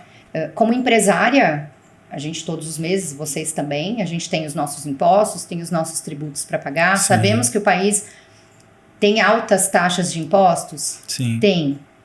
Mas o que economicamente favorece o empregador? Porque se o empregador quebra, são milhões de cargos, de postos de emprego que também caem. Né? Então a gente tem que ter muita sabedoria nessa cascata, hora. né? Efeito Sim. cascata. Tem que ter muita sabedoria nessa hora, no momento da escolha. Né?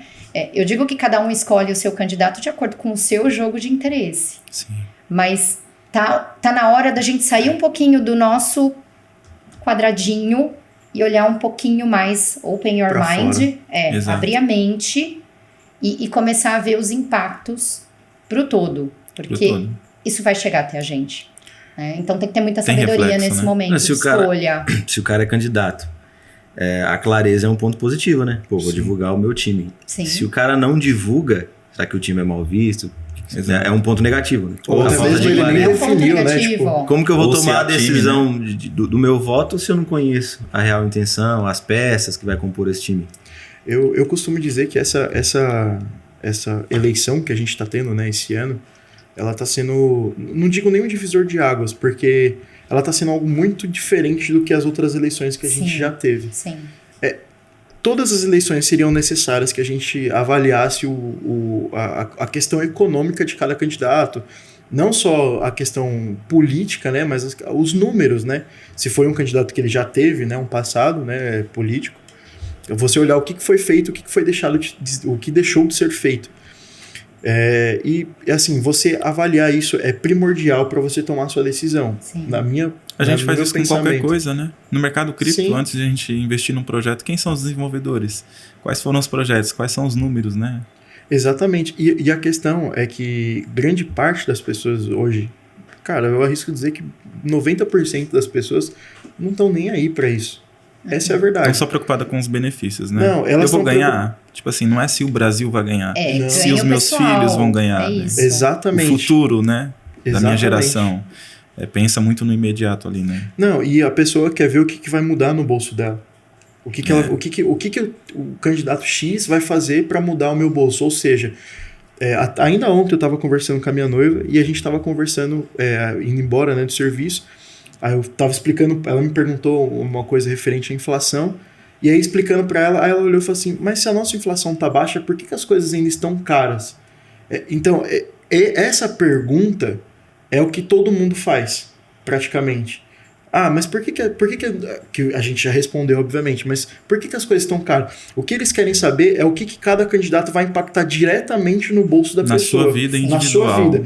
Mas isso vai melhorar, isso vai fazer eu ganhar mais, isso vai fazer eu gastar, eu ter um custo menor na hora que eu for comprar alguma coisa, que eu for fazer uma aquisição. E a gente esquece, né, ou até mesmo as pessoas que não têm ciência de todo o back que tem atrás disso, né, o backstage, Sim. sei lá, que tem por trás disso, que é toda essa questão que a gente já envolveu. Você ser um país correlacionado a outras questões, você ter um custo produtivo, você ter que custear isso dentro do produto que você está disponibilizando, e isso tudo são peças fundamentais para a gente poder fazer, para a gente poder engrenar a economia. E não necessariamente Cara, se a gente for analisar, se a partir do momento que um cara, um candidato, ele fala que ele não defende a privatização, ele defende ele ficar no poder soberano das estatais, eu já desconsidero. Não, só por essa perspectiva, né, econômica, a gente já tem Sim. Uma clareza, né? Não, e na verdade, tem, né? quando a gente olha para a macroeconomia, qual é a preocupação da macroeconomia? É olhar para a produção interna, é olhar para essa balança comercial de importações e exportações, é olhar para políticas públicas, porque eu preciso sim melhorar a vida de quem tem menos condições. Sim. Né? Se a gente for olhar, nós saímos de uma bolsa, nem lembro quanto estava, mas subimos para R$600. Né? Acho que era...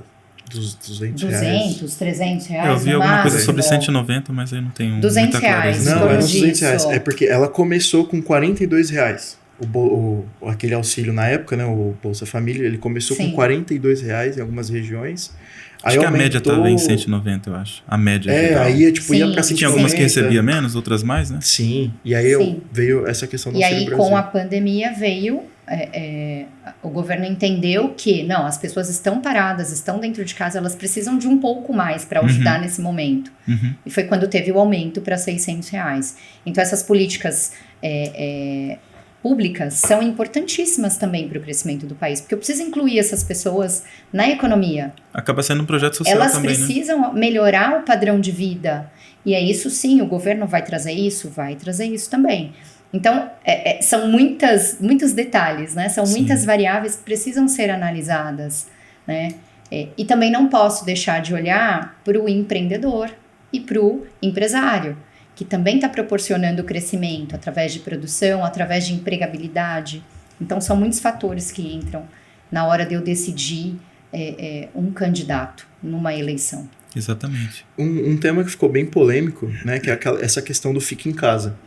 Todo mundo fala, o candidato, o presidente falou, não tem que ficar em casa, não tem que ficar, a gente tem que ir, a gente tem que fazer a economia girar.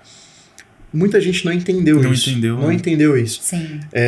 Mas como é que um presidente, ele fala no meio de uma crise, de uma pandemia, né, uma situação ali de higiene global, né, de risco de saúde global, vai pressionar as pessoas a irem para as ruas, né, e continuarem as atividades normais. A comparação a essa coisa é simples. Tenha você uma lojinha, não uma loja virtual ou um serviço que é prestado de forma digital, mas tenha, sei lá, o seu Zé que tem uma padaria. Como é que o seu Zé vai sobreviver todo esse tempo que a gente teve de lockdown? Exatamente. Não tem como, fechado. O estoque, as coisas que ele tem, tudo os funcionários que ele trabalha. Porque assim... Tem pessoas que... o Auxílio Brasil, o auxílio emergencial, ele foi cedido, né, por casas. Então, se você mora numa casa onde você tem, por exemplo, uma mãe que ela não tem um marido, ela não tem o que, ela vai receber 1.200... Ou mãe grávida, as gestantes, né? Também. Elas tinham ali, ou filhos até tantos anos, elas tinham o auxílio de R$1.200. Fora essa exceção, você tinha direito a R$600 por casa. Cara, quem se mantém com R$600?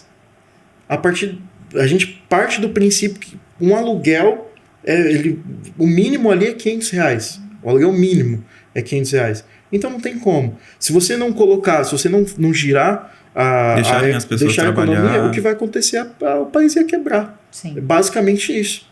Ia quebrar. Então não tem como você ficar em casa. Infelizmente, O capitalismo, ele não te permite isso. Ele não te permite isso. Se você não tiver 24 horas com as máquinas ligadas, produção ativa, dinheiro circulando, o país ele quebra. E hoje não existe, mas o país tal é socialista. Hoje não existe país socialista. Quem falar que o país tal é socialista, o país tal é comunista, cara, a pessoa não entende muito de política econômica. Hoje não existe. Se você não tiver uma economia voltada para o centro, que é o capitalismo que rege a política econômica mundial, que é a produção, que é basicamente a produção, né? E um dos que é levantar cedo e trabalhar, produzir. É isso que a gente comprar, conhece. Vender, é isso, né? E para o empregador, né? Isso reflete da forma de um dos princípios, né, do capitalismo, que é a produção para a lucratividade individual. Pronto. De cada empresa, né, de cada negócio, e até mesmo para mim. Se a gente for analisar a questão capitalista, né, ou capitalismo, a gente tem alguns pontos, né, que são irrevogáveis, e dentro deles é a forma de composição do capitalismo, que é o quê? É a formação de dois públicos. Primeiro, o proletariado e a burguesia. Quem são os burgueses? São as pessoas empregadoras que geram emprego, que são as produtoras de alguma coisa, né? E o proletariado é aquela pessoa que vende a sua mão de obra em troca de um salário para poder se manter. É basicamente isso. Então, se você começa a tirar peças desse tabuleiro, vai chegar uma hora que a engrenagem ela vai começar a falhar. E aí é onde a gente começa a analisar. Putz, realmente, não dá para mim ficar em casa. Porque muitas pessoas, a galera que geralmente defende esse evento, não, eu tenho que ficar em casa porque é um risco à minha saúde. Eu entendo completamente as pessoas que perderam familiares. Eu também perdi pessoas. Todo mundo, né? Perdeu todos. Na questão da pandemia. Inclusive, queria aproveitar, né, para colocar aí o luto, inclusive. Mas eu considero isso como uma questão que a gente tem que ter um senso crítico lógico. A gente tem que deixar a parte emocional um pouquinho de lado e olhar a lógica da situação. Qual que é a lógica da situação? É a gente entender que, beleza, a gente está passando sim por um momento difícil, a gente está perdendo sim pessoas, mas a gente não pode parar. Teve um olhar, né? Um olhar lá para frente, né? Que poderia ser um problema muito maior, né? Sim. Exatamente. Bom, agora eu já perdi todos os seguidores do meu Instagram, provavelmente. Eu vou deixar uma dica de livro para quem quiser conhecer mais essas questões de socialismo, né? Comunismo. Eu aconselho que vocês leiam A Revolução dos Bichos. É um livro super pequenininho, fino, né? E ele usa de uma forma bem lúdica uma fazenda comandada por fazendeiro, né? Por um fazendeiro. E os bichos se revoltam porque eles estão se sentindo usados. Né? Porque fico produzindo leite todo dia, eu produzo ovo todo dia. Vem aqui, só pega os ovos, Vem aqui, só pega, tira o leite. Ou leva um porquinho, pro abate. E aí eles se revoltam, esses animais se revoltam. E eles montam um complô contra o fazendeiro. E eles conseguem colocar o fazendeiro embora, para fora da fazenda. Ou seja, vamos viver um momento de igualdade. Mas como é que a gente regula esse mercado quando eu estou falando de igualdade? Sem ter um direcionamento, sem ter quem dê as regras do jogo. Difícil, né? Sim. E aí o que acontece? Os porcos, que foram os primeiros a levantar a bandeira para expulsar o fazendeiro, eles se auto-intitulam os governantes desse novo modelo. Nossa. E eles assumem o poder. E, no entanto, que eles se mudam para a casa do fazendeiro. Eles saem lá do celeiro e vão para a casa do fazendeiro. E o restante dos animais ficam aonde? No mesmo lugar. Nossa. Então, só trouxe um resumão para vocês conhecerem um pouquinho desse livro. É um livro que eu li há muitos anos, na faculdade, tô falando de 2000. Faz um tempinho já, né? Só 22 anos que eu li esse livro. Mas ele nunca esteve tão em alta como no momento atual econômico falando de global mesmo, e não só do nosso país. Acho que é importante a gente se informar. Legal. E quanto mais informação, mais poder de decisão e escolha a gente tem. Exatamente. Então fica a dica aí desse livro para vocês. Falamos bastante hoje, falamos de crise, né? Falamos de crise, falamos aí da equipe econômica, né? Gabriel foi longe aí, né? Gabriel. Como sempre, né? Tava tentando pegar o Gabriel aqui. Eu quase que não volta. Segura ele, segura. E ainda nem falei tudo, pessoal. Não, ainda tem que se deixar, vai embora, não, porque tem legal. Assunto para falar. Legal, tem muita bate-papo, coisa. A gente tá chegando no final aí. Então, só para fechar, sim. Estados Unidos ele vem num movimento de aumentar a taxa de juros interna para dar uma segurada nesse consumo, né, e conseguir voltar a girar essa economia. A gente tem também um outro grande gigante também num momento bem delicado, que é a própria China, né, que também vem aí num momento também de crise no mercado imobiliário. Então a gente tem duas potências, né, mundiais, sim, num momento econômico delicado. Mas eu acho que vale a reflexão, a nossa vida tem que seguir.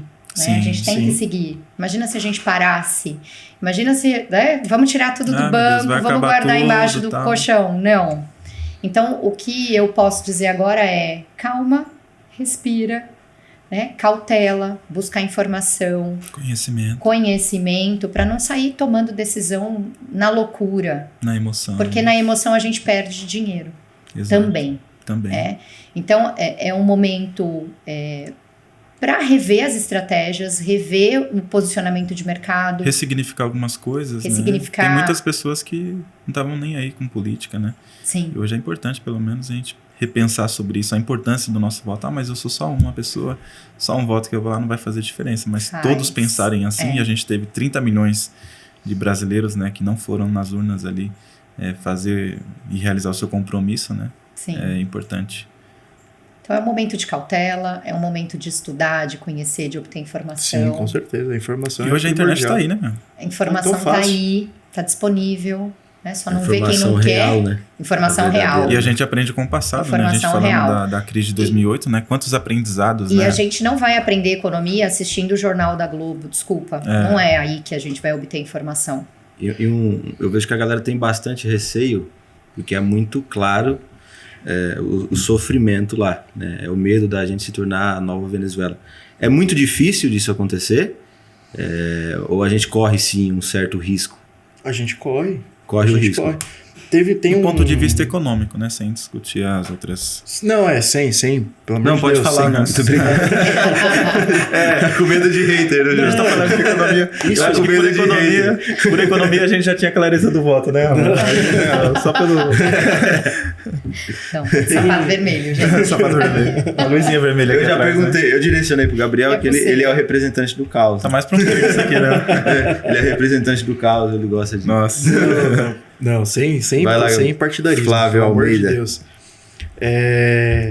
Eu acredito que sim, independente de quem assuma o governo, seja uma reeleição ou seja uma mudança governamental. Friedrich Hayek, ele sempre falou que tem uma frase dele que é bem, bem famosa: países que têm bastante desenvolvimento e uma economia forte tendem a ter governos tirânicos. Então foi o caso que a gente viu na Bolívia, foi o caso que a gente viu em Cuba, foi o que a gente viu na Venezuela. Então, assim, a questão... Começando a ver no Chile. Estamos começando a ver no Chile também. Na Argentina também, né? Argentina também. Bem pertinho. Bem pertinho. A questão não é o governo que se assume ou quem tá lá, quem não tá. A questão são todas as decisões que são tomadas mediante a isso. Exato. O Paulo Guedes falou uma frase, eu estava assistindo ao podcast que ele fez com um influencer, né? Que foi uma frase que eu fiquei matutando durante um tempo, que ele falou que se a gente não dá um jeito de controlar os gastos públicos, né, e aí dá um jeito de você conseguir pelo menos começar a negociar a questão das dívidas públicas, os nossos filhos e os nossos netos vão pagar impostos tão altos que não vai compensar mais ficar, entre aspas, no Brasil, né? Vai ser algo descontrolado. Então, o que a gente já passou aqui, o Brasil já é mestre, PhD em inflação. Nós somos hiperinflação. Mestres de lidar com esses cenários instáveis, porque é uma coisa muito comum pra gente. Estados Unidos está Os Estados vivendo Unidos isso a está primeira apanhando vez. agora. Ele tá numa sinuca, né? Tá numa sinuca de bico lá que não... Acredito até que por isso que quando a gente Eles começou a fazer a estão pandemia, a gente suando, reduziu já os juros. E qual que é a saída nesse A ponto? própria Inglaterra também. A própria Inglaterra também está ali, ó, suando para retomar e recuar essa inflação. Né? Porque para eles é um momento muito novo que eles estão vivendo desde 1900. A Inglaterra, desde 1982, não tinha a taxa de juros que ela está hoje. Sabe aquela De ligação inflação, né? Sabe aquela ligação que a gente recebe num domingo à tarde de cobrança de banco? A gente não se abala, a gente simplesmente desliga o telefone e deixa o negócio pegar fogo. Esse é o brasileiro diante de um cenário de... O brasileiro já tá acostumado, né? Já Dá tá um calejado. jeitinho. Tá calejado. tá tranquilo, calejado. mora caduca. Mora caduca, né? Faz Tô uma brincando. enxurrada de memes e tá tudo Não, certo. e É assim, e fora que a gente tá num país de tantas possibilidades e oportunidades. O Brasil é muito Que rico, seria um né? Muito desperdício, né? rico, muito rico. E E a gente tá vendo agora uma luz no fim do túnel, né? E eu Exatamente. vi uma caminho, questão né? interessante também. Beleza, pô, a Venezuela não deu certo, a gente talvez comporte uma parcela dela, né, aqui no Brasil. Se o Chile der errado, eu vi um cara falando, vem pra cá. Se a Argentina der errado, vem pra cá que a gente dá um jeito. E se o Brasil der errado? Pra onde que a Não gente tem nenhum vai? país vizinho que comporta os brasileiros, né? Não, e a questão não é essa, né? Tipo, a gente já é considerado... agora, né, com essa questão da pandemia, que a gente está começando a atrair a galera, né, os investidores estrangeiros para cá, por conta dos juros altos, né? Então, os investimentos em renda fixa Sim, são super estão atrativos bem para quem atrativos. tem altos investimentos, né? E para os grandes empresários. Mas o que vai acontecer se um dia a gente acabar reduzindo esse investimento e o Brasil não se tornar um país tão interessante? Cara, a gente vai começar a ver grandes lojas saindo daqui. Um êxodo, né? A gente vai ver evaporar. Eu tava vendo essa semana que a gente viu uma publicação de um jornal falando que os argentinos eles já estão revirando lixões atrás das Isso aí coisas. É muito triste. Sim. Então isso é muito triste, cara. Você vê um país que era uma potência, não precisa ir muito longe. A Venezuela, na Sim. década de 90, o Acho que 20 real... anos uns 20, 40 anos atrás. mais ou menos, eu não lembro a década exatamente, mas há uns anos atrás, a Venezuela, o peso venezuelano, ele varia 3 vezes mais do que o real brasileiro. Então, assim, era um país, né, por ter a Venezuela é a maior reserva de petróleo do mundo. Era o quarto país mais rico do mundo. Então, não é a Arábia Saudita, onde a gente vê aqueles sheiks trilionários, não é nos Estados Unidos, é na Venezuela, um país vizinho. Eram para eles serem uma das maiores potências mundiais pela commodity tão valiosa que eles possuem em reserva.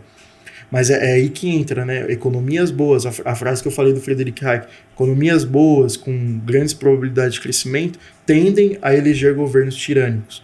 Então o que aconteceu ali foi a tomada de posse de um governo tirânico que simplesmente ele quis governar tudo da forma como ele quis. Ele, não, beleza, eu que mando, e aí agora a gente vai rever a economia. E aí com isso ela foi se degradando com o passar do tempo. Então a gente, sim, independente de quem assuma, é por isso que eu falei no começo, quando a gente vê a questão do governo querer comandar as estatais, cara, a gente tem que correr disso, porque o governo ele não tem que dominar as estatais, a gente tem que privatizar elas, porque são empresas, empresas elas necessitam de lucro. Se você endivida essas empresas e você quer tomar as rédeas de decisão dessas empresas, você pode falir e acabar com o país. Se a gente pegar hoje o índice do Ibovespa, ele é baseado em 4 empresas. Só em 4 empresas. Os outros são um percentual pequeno, entendeu? Então a gente tem a Petrobras, a Vale, a Itaú e tem a outra que eu esqueci agora. Acho que é o Bradesco. Então, se a gente tira uma dessas 25%, se a gente quebrar a Petrobras, cara, muito provavelmente as outras vão acompanhar a Vale Minério de Ferro. Olha como que tá a China, desvalorizando todos os dias. Então já não é mais 25%, já virou 50%. Como é que a gente vai sustentar perdendo todos os dias percentuais consideráveis de um índice econômico que é importante, que é o índice do Ibovespa, por exemplo, né, baseado nessas ações. Então, todas essas decisões, todas essas questões orçamentárias, essas questões políticas, elas envolvem diretamente a gente de forma positiva ou negativa. Quando não tem um dono, né? É de todo mundo, não é de ninguém, né? Exatamente. Se torna uma empresa, tem que dar lucro, né? Na verdade, você tem que prestar contas, né? A gente está falando Sim. de uma empresa de capital aberto, não é a farra do boi. Ela vai prestar contas, ela vai ter um balanço, tem as reuniões com os acionistas que tem que prestar contas se ela está dando lucro ou se está operando no prejuízo. Né? Então é importante olhar com carinho para essa questão também. Show, gente. É isso aí, nosso Muito bom. primeiro episódio. Primeiro episódio inaugurado com sucesso. Muito obrigado que pela honra. presença de vocês. Eu que A agradeço. presença do pessoal que acompanhou ali. Os outros que estão escutando ali, estão trabalhando aí também, estão, né, de olho aqui. Começamos com nível alto e agora tem que manter. Os economistas aí, né? Sim. Bom, vamos marcar o próximo então já, né? Ficou pouco tempo, né? Tem pra falar da China, foram 2 horas aí. Eu marquei aqui no Então, relógio. e parece que é pouco tempo, né? Parece que é Pra sério? falar de Bom. tudo. Caraca. Nossa, falamos bastante, então. E é engraçado que parece que nunca acaba, né, o assunto. Né? Quanto mais a gente vai cavando... É tudo tão sistêmico. Na verdade, tudo está correlacionado. Então, Essa hiperconectividade. muito. Nós somos dos globais. mercados de tudo, o nosso mundo é globalizado. Sim. Não dá mais para operar olhar só para dentro do meu país. E o mercado não tem cripto, como. ele começou, né, de forma isolada e hoje está totalmente correlacionado. Né? O Wall Street lá só fala de Bitcoin também. E as agendas né, de rever essas tecnologias Sim. da rede, né, desse mercado que vocês estão aí diariamente inseridos, W3, enfim, toda essa questão da tecnologia blockchain. Uhum. Até eu estava ouvindo um especialista dizendo que o blockchain que está vigente hoje é como se fossem os computadores lá de 1990. Então tem muita coisa aqui para acontecer e para vir ainda nesse mercado. Sim, eu estava vendo a Bolsa Brasileira, né, a BF e depois BMF, né? Era BF e Bovespa, né? Era Isso. Bovespa Era e 132 BMF. anos o Bitcoin, o mercado de cripto tem 12 anos, 10 anos aí mais ou menos. Então ainda É um neném. Tá, É um- tá engatinhando, bebê, exato. é um Sim. bebê ainda. Tem Ele muita ainda nem coisa que pegou melhorar. o amadurecimento, né? Por isso que ele não Exatamente. consegue andar sozinho, né? Não, exatamente, por isso que a gente... Mas essa questão é engraçada, porque a gente sempre vai ter essa correlação. Porque agora a gente vai voltar, né, lá no início da nossa conversa, que todos os mercados eles estão hiperconectados. Sim. Então, por emoções. sim. Então, se você tem uma emoção de confiança onde você está investindo, você vai aportar. É só pensar que quem tem uma reserva de emergência, investe na renda fixa aí e Sim. diversifica, né? Vai ter um pouquinho de investimento em ações, talvez em ações americanas também, e também um pouco em Bitcoin. Sim. Né? Os próprios bancos estão oferecendo, né? Agora sim, porque ele está dentro da carteira de renda variável. Exatamente. Eles também têm um fundo, né? Eu acho que eles receberam autonomia para ter, salvo erro, 1% ali de reserva. O próprio banco ter a reserva em 1%. Os bancos estão começando a formar alguns fundos de cripto. Mas aí tem que tomar cuidado, a Sim. instituição... A Olá, gente sempre fala. A gente sempre Cuidado fala. com a instituição que você vai entrar com um fundo de criptomoeda, porque eu já vi muita empresa dar golpe. Exatamente. Não é O Bitcoin só é seu se você tiver na Cold Wallet, na sua carteira, fora da rede, né? A Fora tua do mundo chave, online. né? Tiver a tua Teve chave. uma empresa que muitas pessoas estavam falando dela e tinha até um banco por trás dela, mas só que na hora que você comprava o Bitcoin, beleza, aparecia lá que você estava com o Bitcoin. Mas você não conseguia sacar, então, aí já tem um problema aí. Na hora que você solicitava o saque, aí pedia para você transferir em real e aí você conseguia sacar. Então o Bitcoin não é seu. Sim. E se você não tem acesso às chaves privadas, né, do Bitcoin, E a chave é só sua. é só sua. É intransferível. Exatamente. Se você Exatamente. perder e não avisar nenhum herdeiro também... Vai ser mais um que vai Acabou. entrar para a história aí dos multibilionários que não conseguem ter acesso aos Bitcoins. Eu ouvi, não sei se vocês ouviram a história de um americano que tinha várias chaves, que comprou Bitcoin lá no comecinho, e esse computador dele quebrou. Sim. E ele esqueceu sim. as chaves, Sim. né, É dos bilionário. investimentos dele dentro desse computador.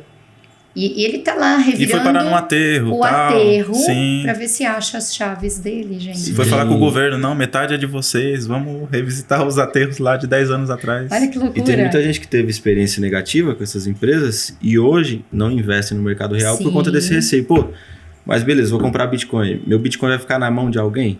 E não deve, né? E não deve. Não deve, Não. você consegue, pra galera que tá aí, você consegue armazenar, igual o Jonas falou, numa cold wallet, é uma carteira fria, um dispositivo parecendo físico. um pendrive. Parece um pendrive. Se o Só mundo que ele é acabar, offline, né? Só que ele se é o mundo offline. acabar, a internet acabar, você tá com o seu Bitcoin na mão e ninguém consegue tomar. Exatamente. É por isso que eu tô lançando a minha campanha, vamos quebrar os bancos. Fiquem com seus bitcoins. E um aviso também, aproveitar que todo mundo passou aviso, né? Se alguma empresa falar, não, você vai depositar o dinheiro aqui na gente, né? Me dar o seu dinheiro que a gente vai rentabilizar, já foge disso aí. Corre que é cilada. Provavelmente é cilada, Bina. Já vi algumas. Em cripto você não precisa nem abrir. Às vezes as pessoas me mandam áudio, dá uma olhadinha na tal empresa. Só pelo nome, às vezes, eu já consigo saber se é ou não. A gente viu uma moeda esses dias, né?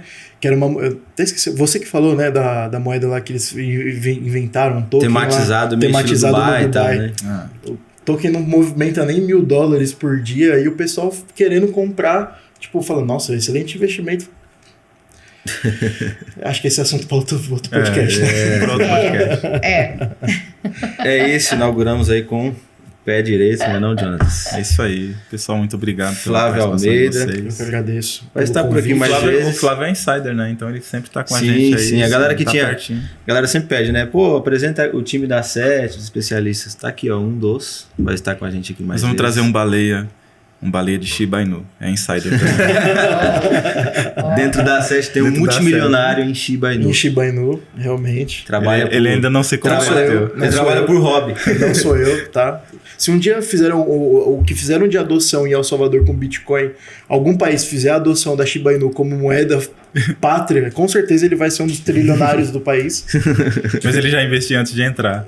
Aí ele entrou e aí começou a ver o nosso discurso. Pô, 90% das criptomoedas vai desaparecer, essas meme coins, ele só ficava com olho assim, ó. Assustado. Nossa, vocês estão acreditando em queda, mano? Eu tô acreditando em alta. Verdade. Pois é, vale lembrar que já é uma moeda que é uma forma já de pagamento, né? Sim, em alguns com locais. certeza. Então tem que ficar Tem de vários olho recursos, não é investimento. Vou investir em Bitcoin, não. Bitcoin é muito mais do que aí. Tá uma virando moeda uma moeda especulativa. de transação. Não é só Sim. pra ganhar dinheiro, né? Não. É isso. Quero agradecer É pela isso. oportunidade. Eu Foi um também. prazer estar aqui com Eu vocês. vou estar aqui para falar da China, para falar de outros lugares aí. Agradecer muito a esse convite e de um marco simbólico, né? A gente inaugurar um podcast aí, com Sim. certeza vai vir com muito sucesso, com bastante informação. Pra galera aí de casa, assistam os podcasts e consumam as informações. Continuem aí acompanhando, que vem muita coisa boa. A gente vai pela trazer a frente. Fê também para falar sobre comportamento. Vamos falar de desenvolvimento comportamento, pessoal. gestão financeira, pessoal, que é importante. Mercado de investimentos, mercado financeiro é tudo isso. Sim, né? Show. Beleza? beleza. Obrigado. Obrigada. Obrigado, valeu. Tamo junto. Gratidão. Até mais. Até.